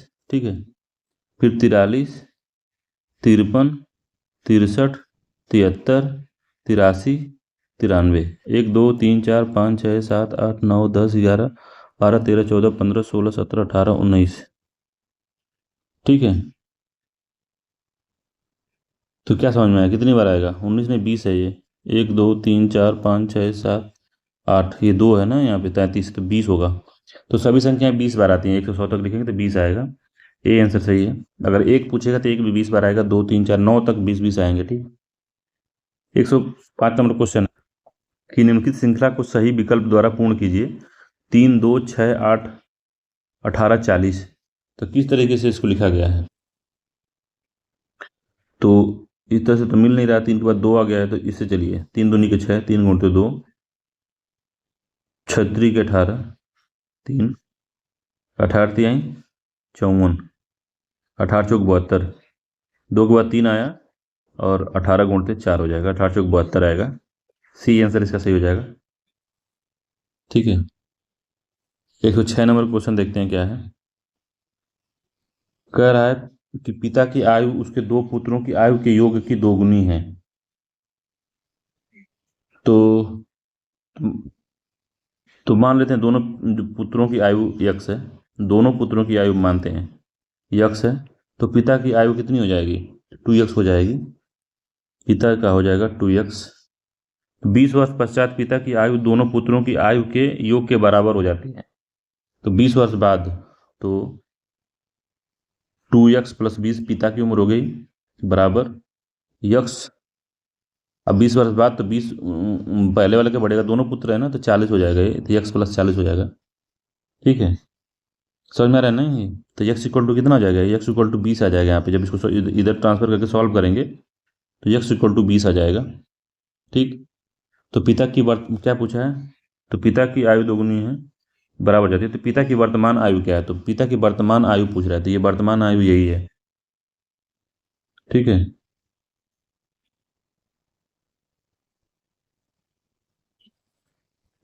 तो पिता की वर्तमान आयु पूछा है। वर्तमान आयु कौन सी थी? तो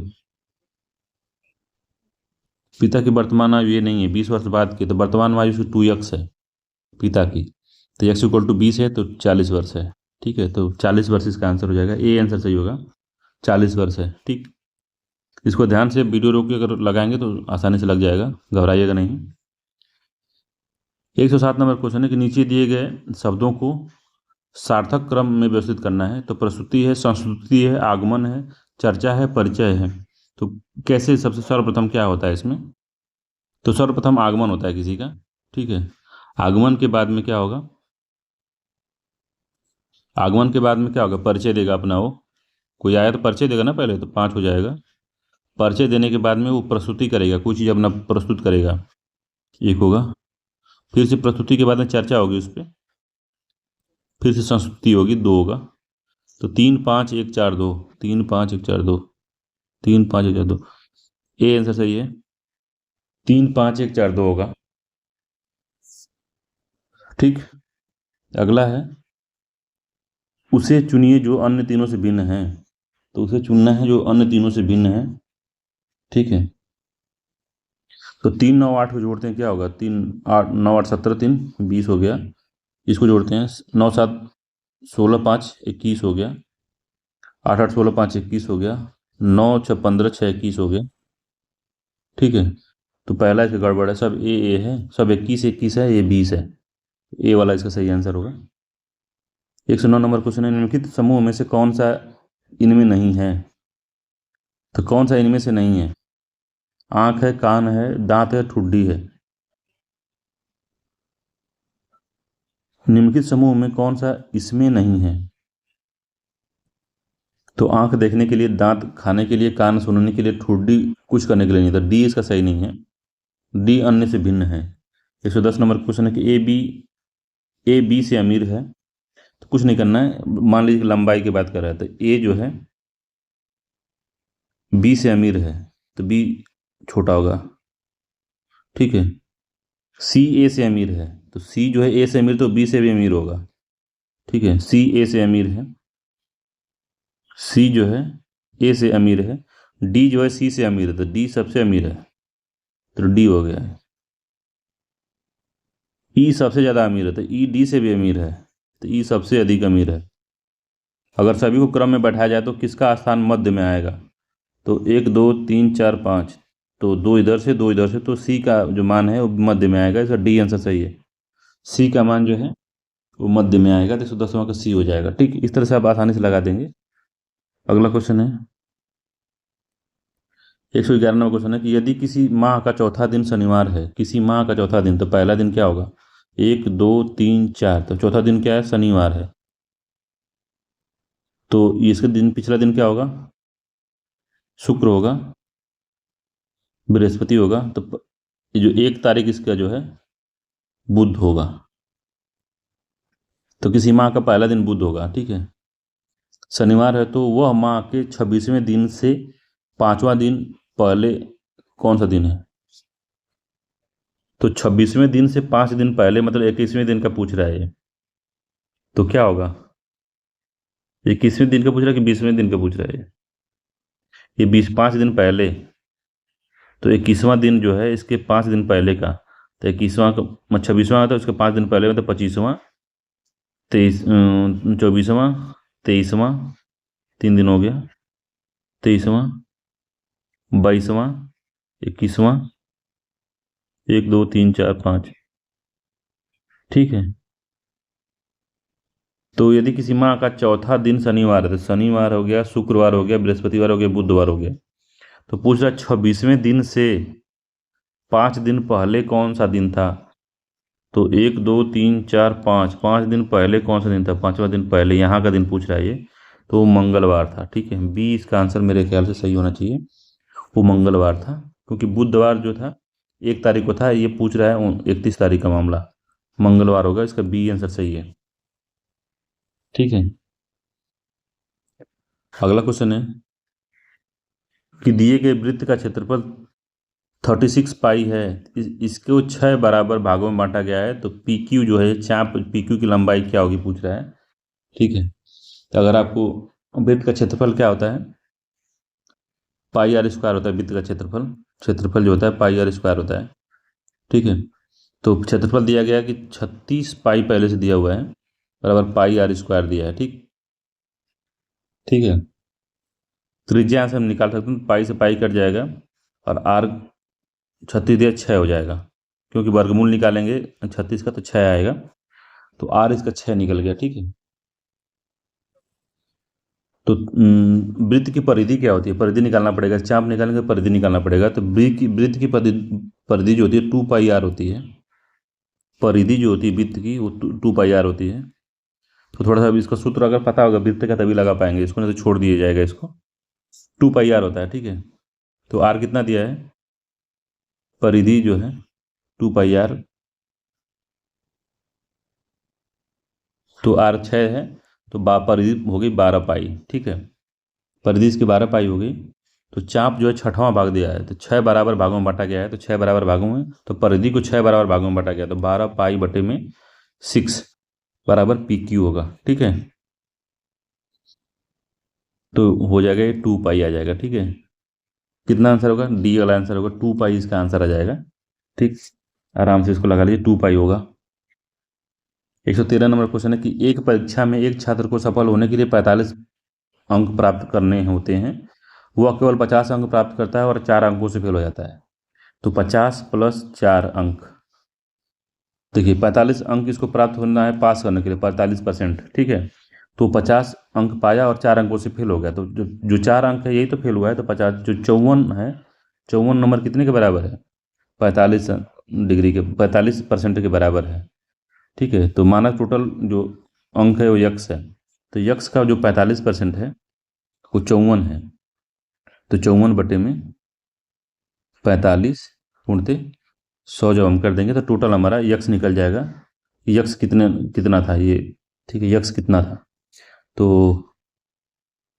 25, 5 9 45 और 20 2500,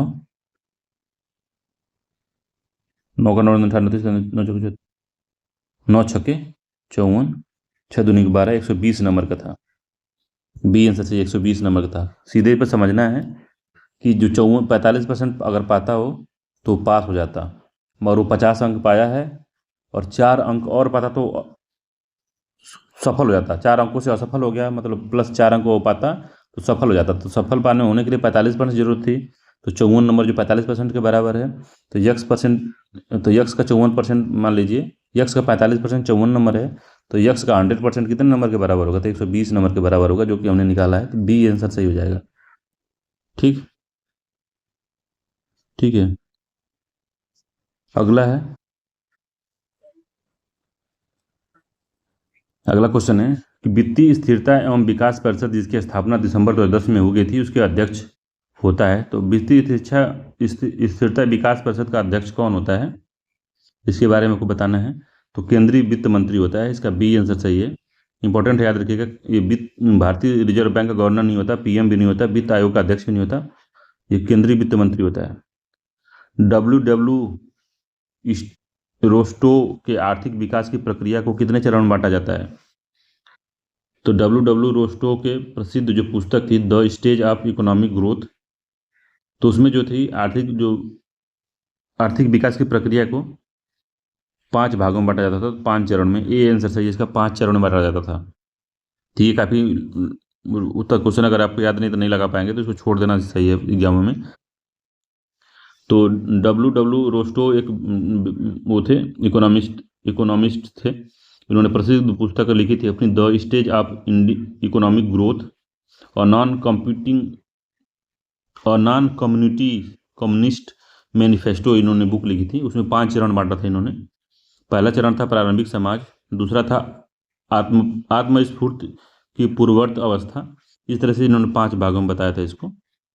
ठीक है, तो इन्होंने रोस्टो ने 1952 में भारत की तीसरी अवस्था में प्राप्त कर लिया। 1952 में बताया था कि तीसरी अवस्था प्राप्त कर लिया है, जो आत्म स्फूर्त की अवस्था थी। ठीक है, तो ये कहे थे। 116 नंबर क्वेश्चन है, निम्नलिखित में से किस एक का महत्व मीठी क्रांति से है? तो किसका महत्व जो मीठी क्रांति से है? तो शहद है, गुड़ उत्पादन है, चीनी उत्पादन है, सिरका उत्पादन है। तो किससे संबंधित है? तो शहद उत्पादन से है, ए आंसर सही है। अगला है पूसा रूबी निम्न में से किस एक की उत्तम किस्म है? तो पूसा रूबी किसकी उत्तम किस्म है भाई?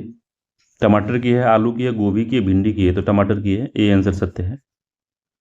अगला है 18 नंबर का क्वेश्चन 100 कि वर्ष 2011 की जनगणना के अनुसार उत्तर प्रदेश की 10 की वृद्धि 20.2% रही।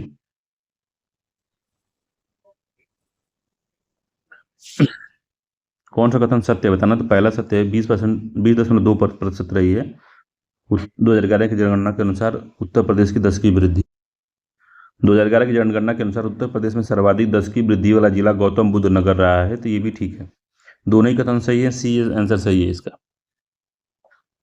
अगला है भारतीय खाद्य निगम की स्थापना किस पंचवर्षीय योजना के दौरान हुई थी? तो भारतीय खाद्य निगम परिषद एफसीआई की जो स्थापना है वो किस पंचवर्षीय योजना में हुई थी? चतुर्थ पंचवर्षीय योजना नहीं, तृतीय में हुई थी, बी आंसर सही है। 1961 से 1966 के बीच में तृतीय योजना चली थी, उसमें भारतीय खाद्य निगम तथा कृषि कीमत आयोग की स्थापना हुई थी। तो फूड कॉर्पोरेशन ऑफ इंडिया की स्थापना और एग्रीकल्चर प्राइज कमीशन की स्थापना भी इसी समय हुई थी, 1965 में हुई थी। ठीक है, याद रखिएगा, इसका तृतीय पंचवर्षीय योजना में हुई थी, बी आंसर सही है। 120 नंबर क्वेश्चन है कि निम्नलिखित में से कौन सी एक नकदी फसल नहीं है? तो गन्ना, रबर, तंबाकू, सोयाबीन।